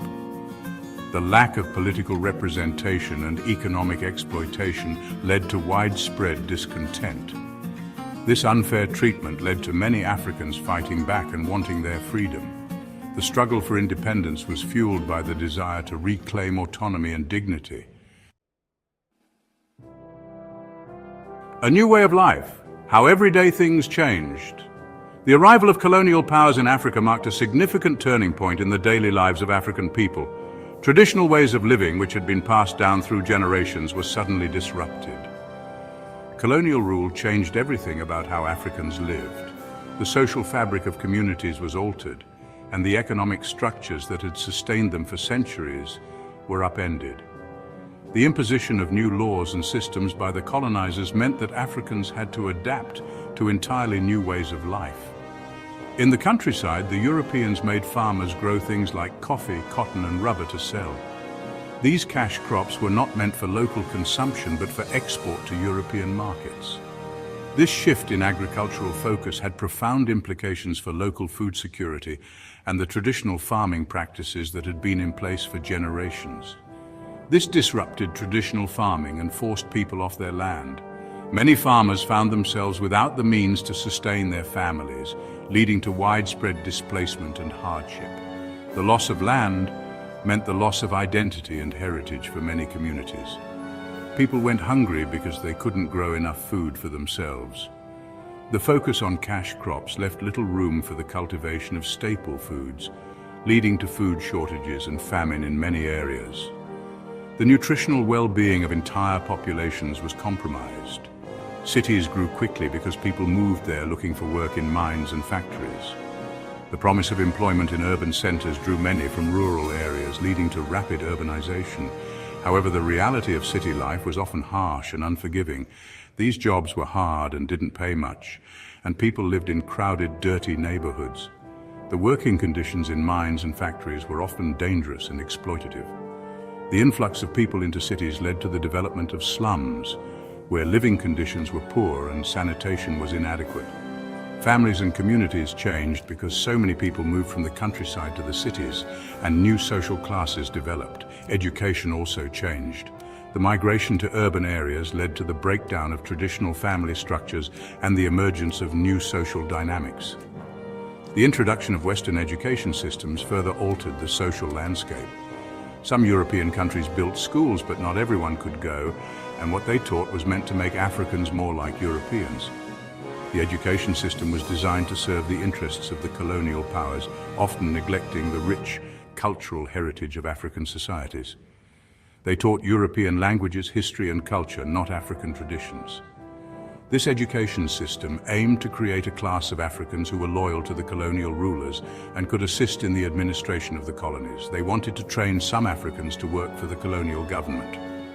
This created a small elite class that was educated in European ways, further deepening the divide between the colonizers and the colonized. Cities transformed, growth and inequality. When different cultures are forced together, things get complicated. Africans started mixing European ways with their own, but it caused tension. Many Africans fought back against colonial rule because they wanted freedom and to keep their own identity. These resistance movements are a very important part of history because they show how strong and determined Africans were. We can still see the effects of colonialism today. The borders, economies, and societies of African countries are still shaped by what happened during colonial times. It's important to understand how the past affects Africa today, both the problems and the opportunities. To really understand Africa, we need to listen to African people. Hearing from the people who lived through colonialism and who still live with its effects gives us a much better understanding of African history. Their stories are really important. By understanding the difficult history of colonialism, we can build a better future. If we remember what African societies went through, both the bad and the good, we can work towards a fairer world for everyone. Learning from history helps us build a future that respects the strength and diversity of Africa. Pan-Africanism is a powerful idea. It is the belief that people of African descent are connected. They share a common history and a common future. This idea emerged in response to terrible injustices. Slavery, colonialism, and racism created suffering for millions. Pan-Africanism offered a vision of hope. It called for unity and solidarity among Africans everywhere. It aimed to uplift and empower people of African descent. This essay will explore the rise of Pan-Africanism. We will look at its early advocates. These pioneers dared to dream of a different world. We will also examine key events that shaped the movement. These events brought people together to fight for a common goal. Pan-Africanism's journey has been long and complex. It is a story of struggle, resilience, and hope. It is a story that continues to unfold today. The seeds of Pan-Africanism were sown in the 19th century, a period marked by significant transformations and upheavals across the African continent and beyond. This was a time of great change and upheaval, as societies grappled with the end of long-standing institutions and the emergence of new ideologies. The transatlantic slave trade, which had forcibly removed millions of Africans from their homeland, was coming to an end, signaling a new era of possibilities and challenges. Meanwhile, European powers were scrambling for control of Africa, carving up the continent in a frenzy of colonization that would have lasting impacts on its people and cultures. In this turbulent era, a few brave voices began to speak out for African unity and self-determination, planting the early seeds of what would become the Pan-African movement. One such voice was Martin Delany, a visionary who saw beyond the immediate struggles to a future where African people could stand united. Delany was a prominent abolitionist and writer whose works and speeches inspired many to consider the possibilities of a united African identity. He believed that black people could never achieve true equality in white-dominated societies, and that a separate, self-sustaining nation was essential for their dignity and progress. He called for black Americans to create their own nation, a place where they could govern themselves and build a future free from oppression. He argued that Africa was the natural homeland for black people, a place rich in resources and potential where they could thrive. Another early advocate was Alexander Crummell, whose intellectual and spiritual contributions were equally significant. Crummell was a priest and scholar, deeply committed to the idea that Africa held the key to the future for black people worldwide. He shared Delany's belief in Africa's potential, seeing the continent as a place where black people could build a new and glorious future, free from the shackles of colonialism and racism. He saw the continent as a place where black people could build a new and glorious future, a vision that would inspire many in the years to come. He emphasized the importance of education and self-reliance, believing that these were the cornerstones of a strong and independent African society. Edward Blyden was another key figure in early Pan-Africanism, whose life and work left an indelible mark on the movement. Blyden was a writer, educator and diplomat, whose efforts to promote African unity and pride were instrumental in shaping the early Pan-African discourse. He spent much of his life in Liberia, a nation founded by freed slaves, where he worked tirelessly to build a society based on African values and self-determination. He believed that Africa had a unique culture and identity, one that was distinct and valuable in its own right. He argued that this identity should be celebrated and preserved, as it was the foundation upon which a strong and united Africa could be built. These early pioneers laid the groundwork for the Pan-African movement, articulating a vision of unity and self-determination that would resonate through the ages. They articulated a vision of African unity and self-determination, a dream that would inspire countless others to join the cause. Their ideas would inspire generations to come, laying the foundation for a movement that continues to strive for a united and empowered Africa. At the turn of the 20th century, Pan-Africanism gained significant momentum, becoming a powerful force for change and unity among people of African descent across the globe. This was due in large part to the tireless work and visionary leadership of two towering figures, 𝒂 du Bois and Marcus Garvey, whose efforts laid the foundation for future movements. 𝒂 du Bois was a sociologist, historian, and activist, whose scholarly work and activism were instrumental in shaping the intellectual underpinnings of Pan-Africanism. He's often called the father of modern Pan-Africanism, a title that reflects his profound influence on the movement. Du Bois believed that black people around the world faced common problems, rooted in systemic racism and colonial oppression. He argued passionately that they needed to unite to address these problems, advocating for solidarity and collective action. To this end, he organized a series of Pan-African congresses, which served as crucial platforms for discussion and strategy. These congresses brought together intellectuals and activists from Africa, the Caribbean, and the United States, fostering a sense of global unity and purpose. Marcus Garvey, a Jamaican-born activist and entrepreneur, was another pivotal figure in the Pan-African movement. He's best known for his Back to Africa movement, which sought to inspire black people to return to their ancestral homeland. Garvey believed that black people would never achieve true equality in white-dominated societies, and that self-determination was essential. He urged black people to return to Africa and build their own nation, free from the constraints of colonial rule and racial discrimination. To promote his ideas, Garvey founded the Universal Negro Improvement Association, UNIA, which became a powerful vehicle for his vision of black empowerment and unity. Despite their shared goals, Du Bois and Garvey had different approaches to Pan-Africanism, reflecting their unique perspectives and experiences. Du Bois emphasized intellectual and political engagement, believing that education and political advocacy were key to achieving equality. Garvey, on the other hand, focused on economic self-sufficiency and racial pride, encouraging black people to take control of their economic destinies.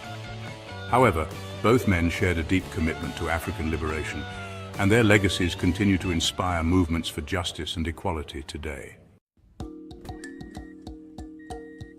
The Pan-African Congresses were a series of meetings held between 1900 and 1945. They played a crucial role in shaping the Pan-African movement. The Congresses brought together people from across the African diaspora. They provided a forum for discussing common concerns and developing strategies for liberation. The first Pan-African Congress was held in London in 1900. It was organized by Henry Sylvester Williams, a Trinidadian lawyer. The Congress called for an end to colonial rule in Africa. It also demanded equal rights for black people in colonial societies. Subsequent congresses were held in Paris, Brussels, Lisbon, and New York City. These congresses expanded on the themes of the first Congress. They discussed issues such as education, economic development, and political representation. The Pan-African Congresses helped to raise awareness of the plight of Africans under colonial rule. They also fostered a sense of solidarity among people of African descent. The Congresses laid the groundwork for the anti-colonial struggles that would erupt after World War II. Section 5. A Shift in Tide. The 1945 Manchester Congress.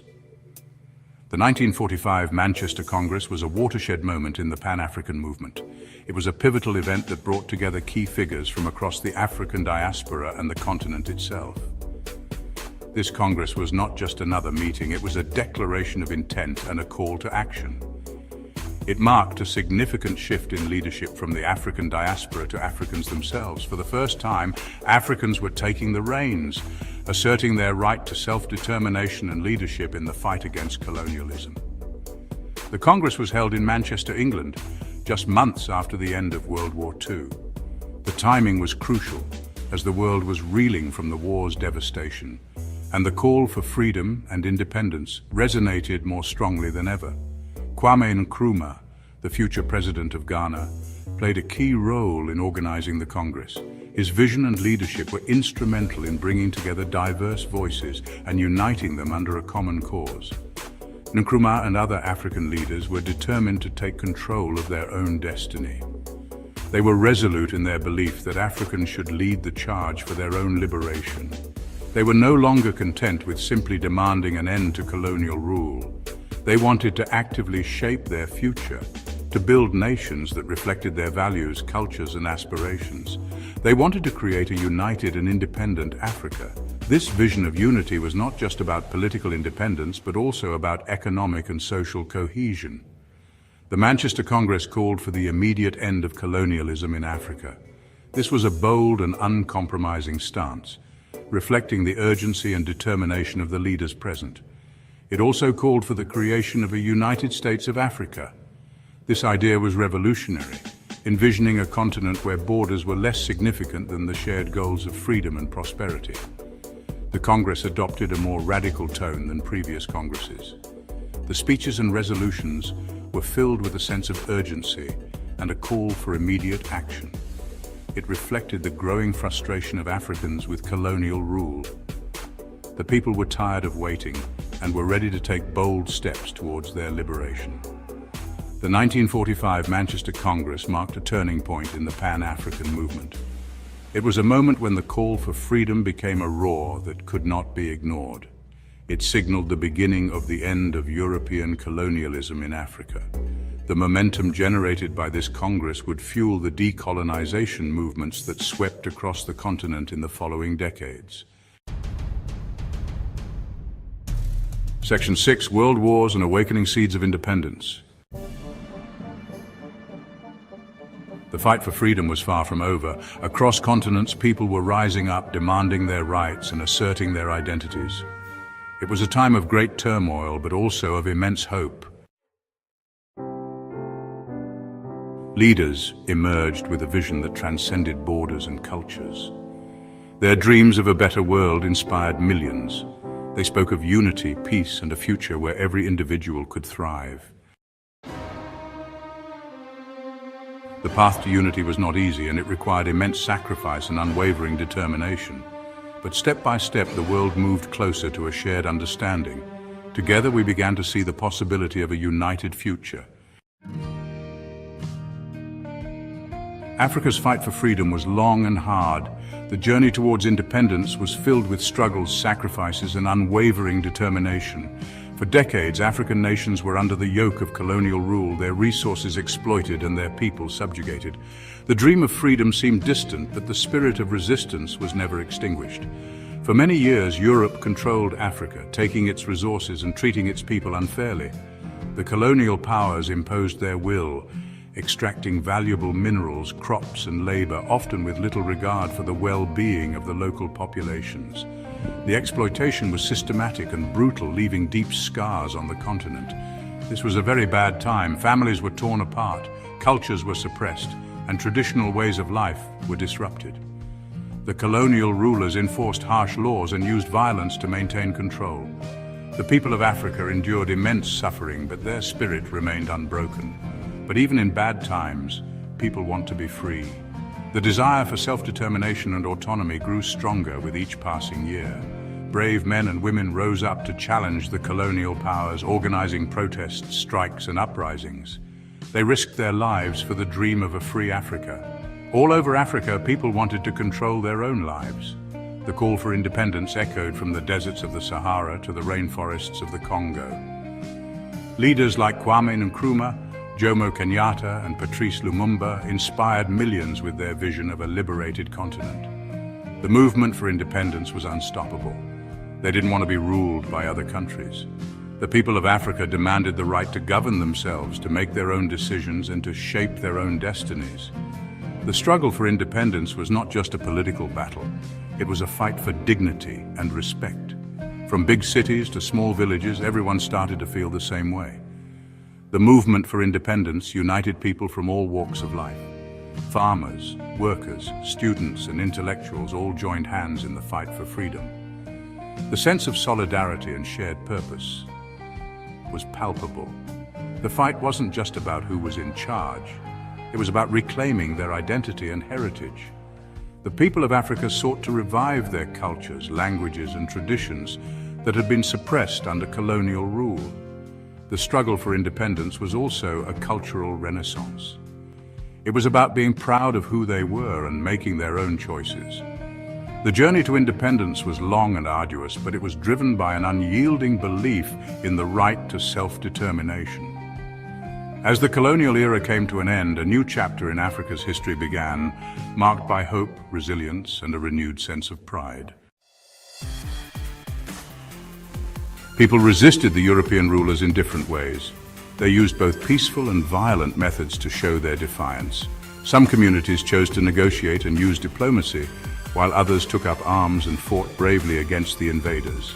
The spirit of resistance was strong and varied across the continent. In the early 1900s, there were fights all over Africa. These battles were not just random acts of violence, but were organized efforts to reclaim autonomy and protect their lands. The resistance movements were often led by charismatic leaders who inspired their people to stand up against the colonizers. These fights, even though they were often stopped quickly, showed that people really wanted to be free. The determination and courage displayed by these communities were remarkable. They were willing to risk everything, including their lives, to fight for their freedom and preserve their way of life. The Herero people in German Southwest Africa, for example, fought hard against the Germans. Their resistance was a significant event in the history of African defiance. The Herero warriors used guerrilla tactics and intimate knowledge of the terrain to challenge the better-equipped German forces. Another big fight was the 𝒂𝒑𝒉𝒐 rebellion in Tanganyika. This uprising was a powerful demonstration of unity and resistance. The 𝒂𝒑𝒉𝒐 warriors came from various ethnic groups, united by a common goal to expel the German colonizers from their land. Led by 𝒂𝒊𝒕𝒉, the 𝒂𝒑𝒉𝒐 warriors believed their magic would protect them from German bullets. Ngwale's leadership and the spiritual beliefs of the warriors played a crucial role in the rebellion. They believed that their sacred water, or maji, would turn the German bullets into water, making them invincible. Even though they lost, it showed how strong people can be when they work together. The 𝒂𝒑𝒉𝒐 rebellion, despite its tragic end, left a lasting legacy of resistance and unity. It demonstrated the power of collective action and the unyielding spirit of the African people. These early fights, even though they weren't always successful, were the start of much bigger fights for freedom later on. They laid the groundwork for future generations to continue the struggle for independence. The bravery and sacrifices of these early freedom fighters inspired many and set the stage for the eventual liberation of African nations from colonial rule. As time went on, new African leaders appeared. These weren't just fighters, but smart and inspiring people. They understood how hard it would be to get free from Europe. Men like Kwame Nkrumah, Jomo Kenyatta, Patrice Lumumba, and Julius Nyerere gave people hope. These leaders, many of whom had gone to school in Europe, knew they had to work together. They knew that being African made them strong. They traveled all over, talking to people and asking other countries for help. Their message was simple: Africa is for Africans. Kwame Nkrumah, a great leader from Ghana, became very important in the fight. He believed that all Africans should work together. He famously said, "Our freedom means nothing unless all of Africa is free." Everyone in Africa listened to Nkrumah. He gave them hope. Because of him, Ghana became free from Britain in 1957, the first country in sub-Saharan Africa to do so. This was a huge moment for Africa and the world. Jomo Kenyatta led Kenya's fight for freedom from Britain. Born in 1897, Kenyatta was a key figure in the struggle for independence. He was not only a political leader, but also a symbol of hope and resilience for many Kenyans. His journey was filled with challenges, including imprisonment by the British colonial government. Despite these obstacles, Kenyatta remained steadfast in his mission to see Kenya free from colonial rule. Kenyatta was a good speaker and a smart leader. His speeches were powerful and resonated deeply with the people. He had a unique ability to connect with his audience, making them feel heard and understood. His leadership was marked by his strategic thinking and his unwavering commitment to the cause of independence. Kenyatta's vision for Kenya was one of unity and progress, and he worked tirelessly to bring this vision to life.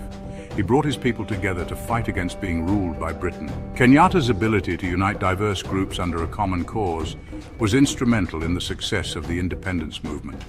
He encouraged peaceful protests and negotiations, believing that unity and solidarity were the keys to achieving freedom.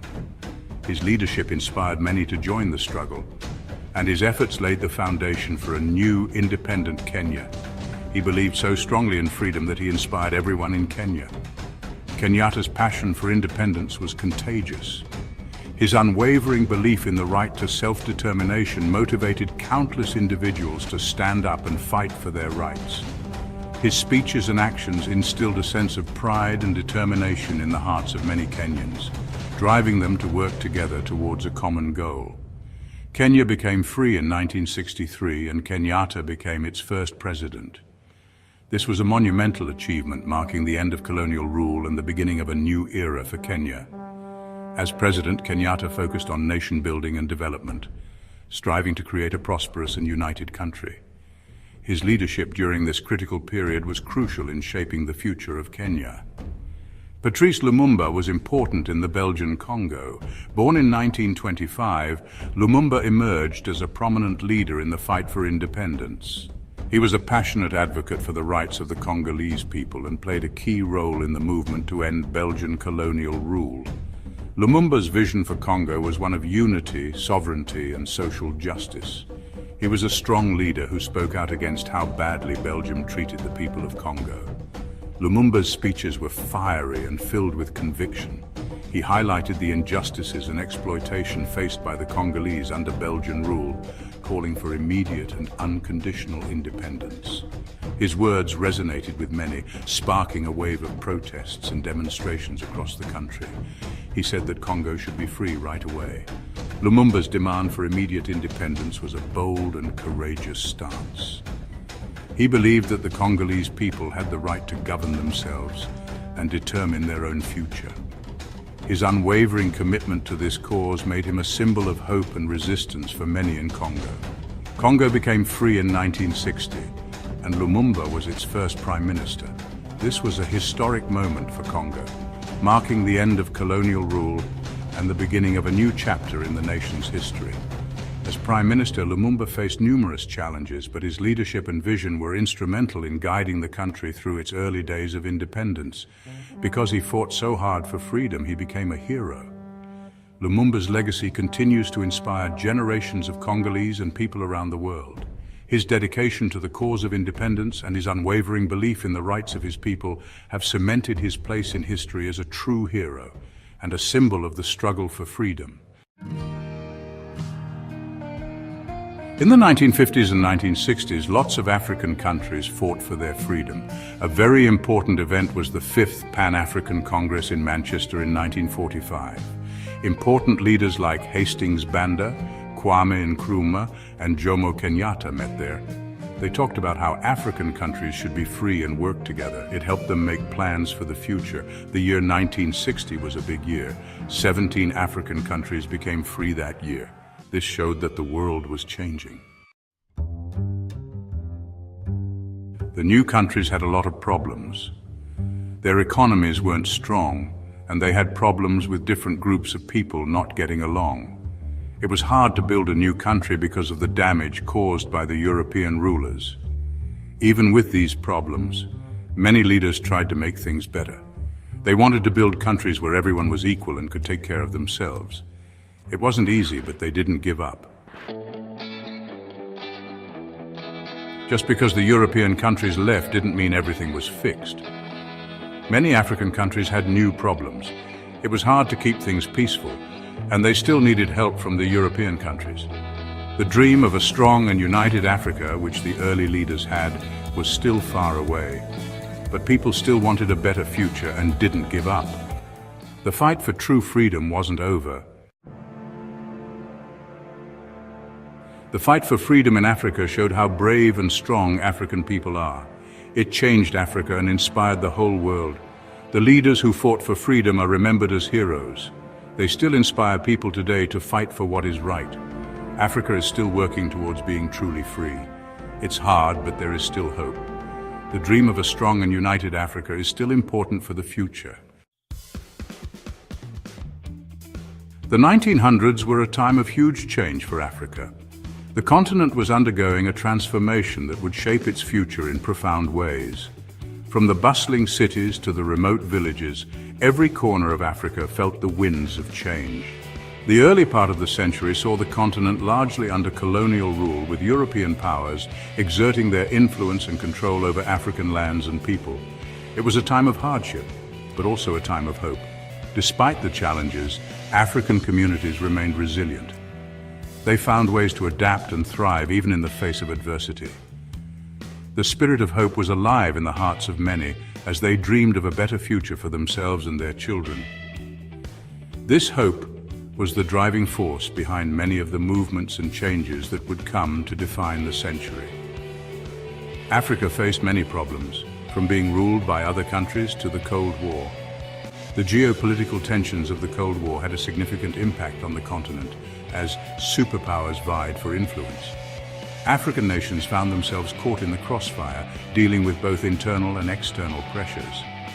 The struggle for independence was a long and arduous journey marked by numerous conflicts and sacrifices. But through it all, the African people never gave up. They organized resistance movements, staged protests, and fought tirelessly. The determination and resilience of the African people were evident in their unwavering commitment to achieving freedom and justice. Their collective efforts laid the groundwork for the eventual liberation of many African nations. They fought for their freedom, their independence, and their right to decide their own future. The independence movements were characterized by a strong sense of unity and purpose. Leaders emerged who inspired their people to stand up against oppression and demand their rightful place in the world. These freedom fighters became symbols of hope and courage, leading their nations towards a new era of self-determination. This video explores some of the important events and ideas that shaped Africa in the 1900s.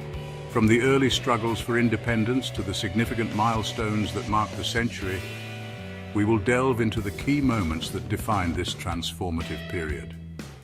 Understanding these events is crucial to appreciating the complex history and rich heritage of the African continent. We'll look at how the Cold War affected Africa, examining the ways in which global superpowers influenced the political landscape. The Cold War era brought about significant changes as African nations navigated the complexities of international relations. The impact of this period is still felt today, as the legacies of these geopolitical struggles continue to shape the continent. The fight against apartheid in South Africa, a struggle that captured the world's attention. The anti-apartheid movement was a powerful example of the fight for justice and equality. Leaders like Nelson Mandela became global icons, representing the enduring spirit of resistance against racial oppression. The eventual dismantling of apartheid was a monumental victory, not just for South Africa, but for humanity as a whole, and the rise of African art, culture, and music. The 20th century saw a cultural renaissance across the continent as African artists, musicians, and writers began to gain international recognition. This cultural explosion was a testament to the creativity and resilience of the African people. It also played a crucial role in shaping the global perception of Africa, showcasing the continent's rich and diverse heritage. We'll see how strong and creative the African people are. Their achievements in various fields, from science and technology to literature and sports, highlight the incredible potential and talent that exists within the continent. These accomplishments serve as a reminder of the indomitable spirit of the African people who continue to inspire the world with their resilience and ingenuity. This is a story of overcoming challenges. The journey of Africa in the 20th century is one of triumph over adversity. Despite facing numerous obstacles, the continent has made remarkable progress. The stories of individual and collective triumphs are a testament to the strength and determination of the African people. It's a story that still inspires the world today. The legacy of the 20th century continues to influence the present and future of Africa. The continent's journey serves as an inspiration to people around the globe, reminding us of the power of resilience, hope, and unity. As we look back on this transformative period, we celebrate the enduring spirit of Africa and its people. The Cold War was a big fight between the United States and the Soviet Union. This ideological battle spanned several decades, from the end of World War II in 1945 until the dissolution of the Soviet Union in 1991. It was a period marked by intense rivalry, espionage, and a race for global influence. The two superpowers never engaged in direct military conflict with each other, but their competition played out in various regions around the world, including Africa. It was a fight about different beliefs, with capitalism on one side and communism on the other. The United States championed capitalism, promoting free markets and democratic governance, while the Soviet Union advocated for communism, emphasizing state control and a classless society. This ideological clash influenced not only the policies of the two superpowers, but also the lives of millions of people around the globe. Africa became a place where this fight played out, as both superpowers tried to gain control there. The continent, rich in natural resources and strategic locations, became a battleground for influence. Newly independent African nations found themselves caught in the crossfire, as the US and the USSR sought to expand their spheres of influence by supporting different factions and governments. The US and the USSR supported different sides in local fights, often giving weapons and money to opposing groups. This external support fueled conflicts and prolonged wars, as both superpowers were more interested in gaining an upper hand over each other than in the well-being of the African people. Military aid, financial assistance, and political backing were provided to various factions, leading to a complex web of alliances and enmities. This caused unrest and violence in many parts of Africa. Civil wars, coups, and insurgencies became common as different groups vied for power, with the backing of either the US or the USSR. The human cost was immense, with countless lives lost and communities torn apart. The social fabric of many African nations was severely damaged, and the scars of these conflicts are still visible today. Countries were forced to pick a side, and those that didn't often got caught in the middle. Neutrality was a difficult stance to maintain, as both superpowers exerted pressure on African nations to align with their respective ideologies. Those that tried to remain neutral often faced economic sanctions, political isolation, or even covert operations aimed at destabilizing their governments. The Cold War hurt Africa badly. The continent's development was stunted as resources were diverted to military spending and conflicts. Many African nations struggled to build stable governments and economies in the face of external interference and internal strife. The legacy of the Cold War is still felt in the form of ongoing conflicts, political instability, and economic challenges. It made existing problems worse, made conflicts last longer, and slowed down economic growth. The Cold War exacerbated issues such as poverty, corruption, and underdevelopment. The focus on military aid and political alliances often overshadowed efforts to address the root causes of these problems, leaving many African nations in a precarious situation. We can still see the effects of the Cold War in some parts of Africa today.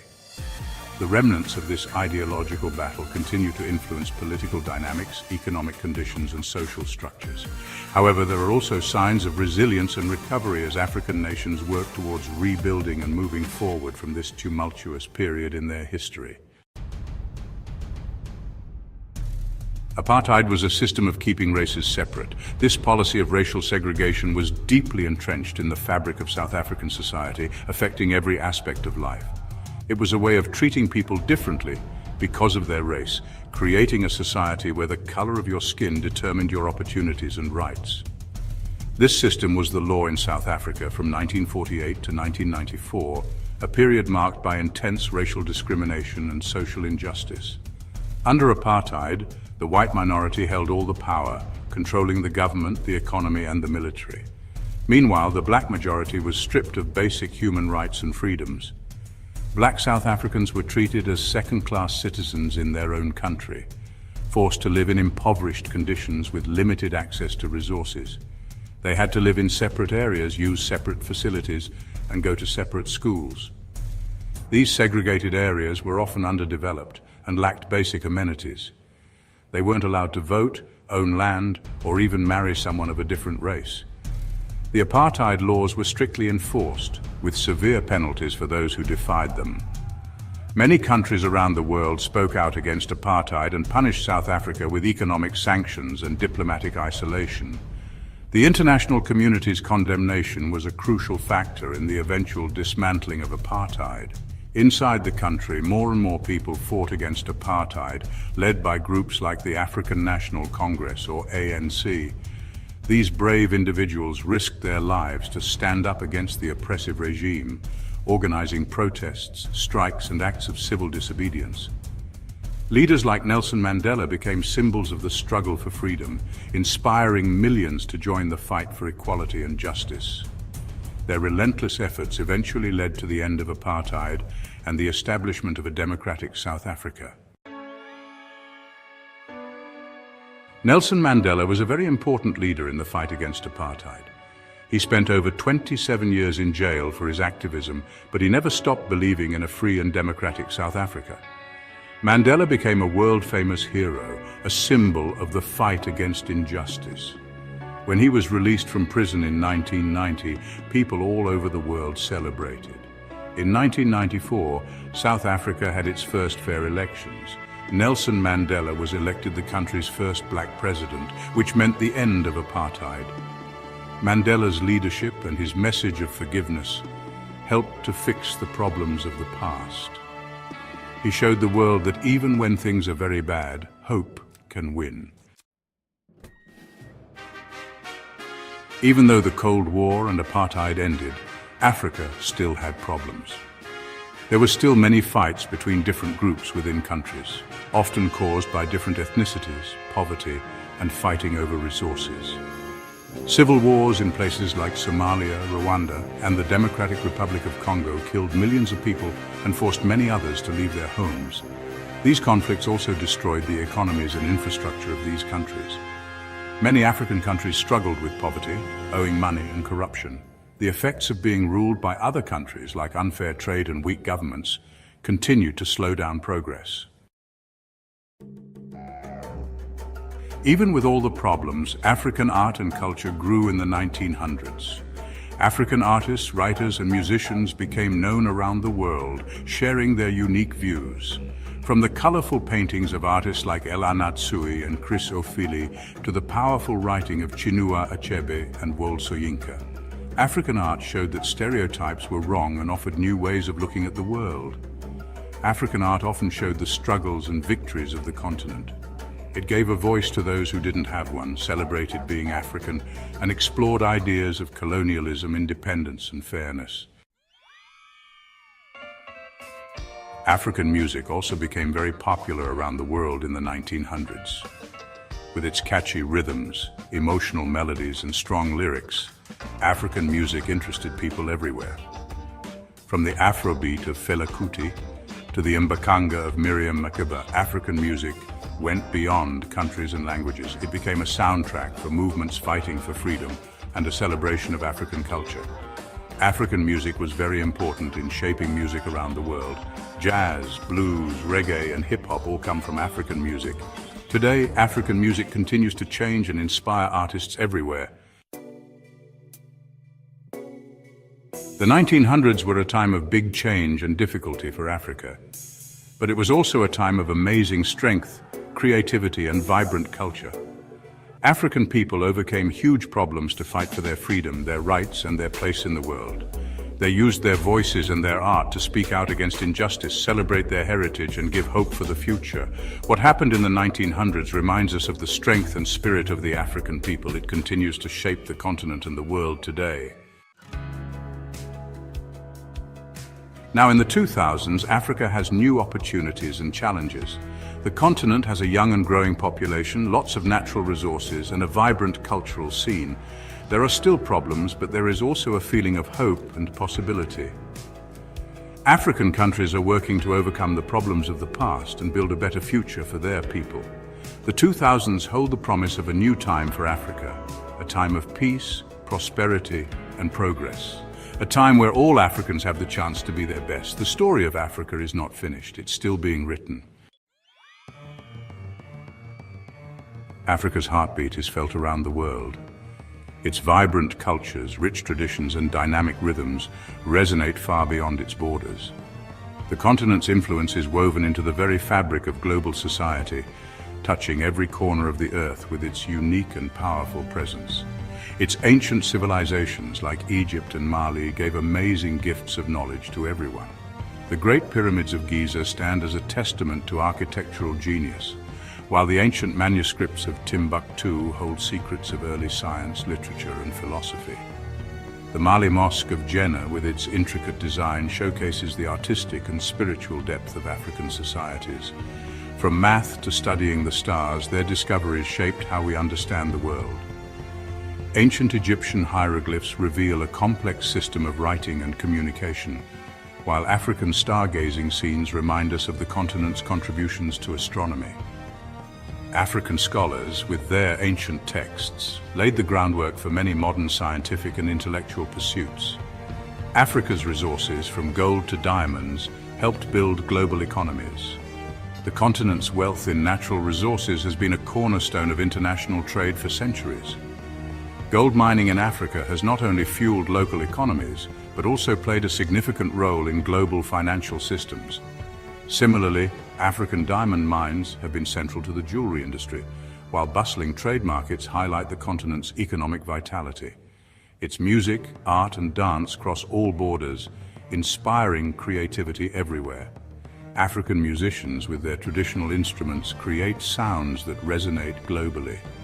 Dancers performing intricate routines captivate audiences worldwide, and African art exhibitions showcase the continent's rich cultural heritage. These artistic expressions not only entertain but also inspire creativity and innovation across the globe. Africa's influence is clear. People of African descent, spread across the globe by history, have made societies richer and more diverse. Diverse communities in urban settings reflect the vibrant mix of cultures and traditions. Celebrations of African heritage in different countries highlight the enduring legacy of the African diaspora. Historical footage of African diaspora shows the resilience and contributions of African people throughout history, enriching societies with their unique perspectives and talents. African culture is a beautiful tapestry woven into the fabric of our world.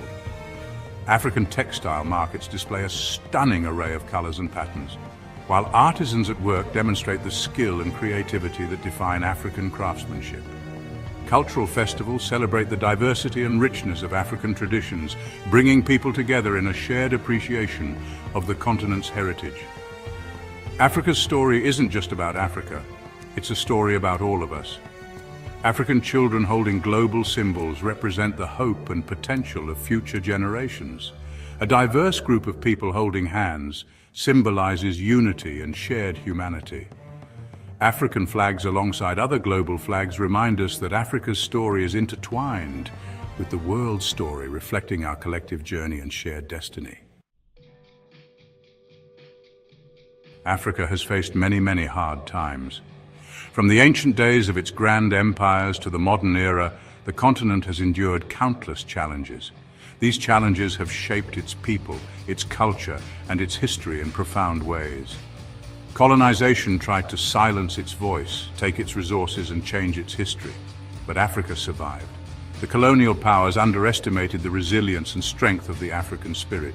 Despite the exploitation and oppression, the people of Africa held onto their identity and fought back in numerous ways.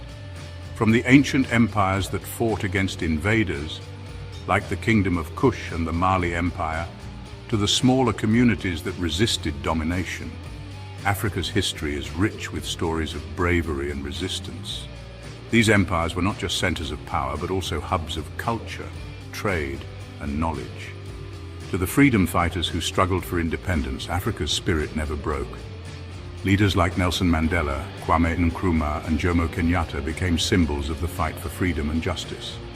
Their sacrifices and determination inspired millions and led to the eventual liberation of many African nations. The resistance movements of the past teach us important things. They show us the power of unity and the importance of standing up against injustice. These movements were not just about fighting against external oppressors, but also about building a sense of community and shared purpose among the people. They teach us about the strength of working together, the value of collaboration, and the impact of collective action. In many African societies, the concept of Ubuntu, the belief in a universal bond of sharing that connects all humanity, played a crucial role in fostering cooperation and mutual support.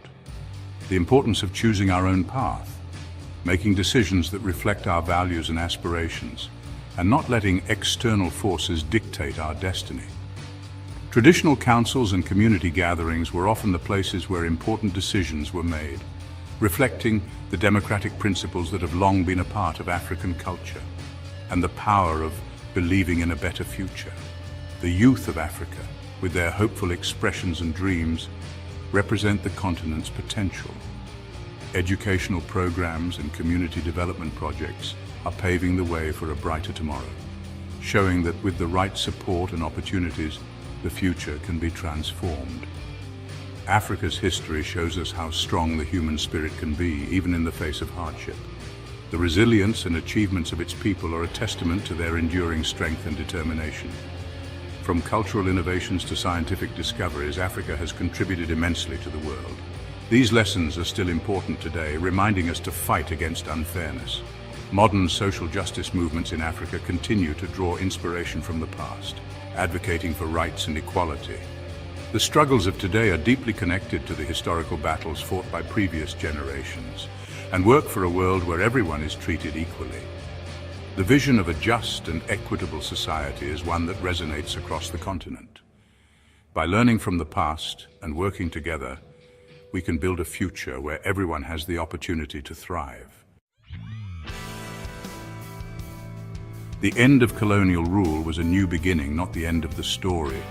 African nations started a new journey, learning how to govern themselves, building new systems, growing their economies, and dealing with the effects of colonialism became really important. This journey has been full of challenges. Political problems, unequal economies, and conflicts have tested the continent's strength. Outside forces still affect Africa's path, often holding it back. But even with these challenges, a spirit of determination remains, fueled by a deep belief in Africa's potential. Despite the difficulties, Africa's journey after colonialism is also a story of progress. Many countries have made big improvements in many areas.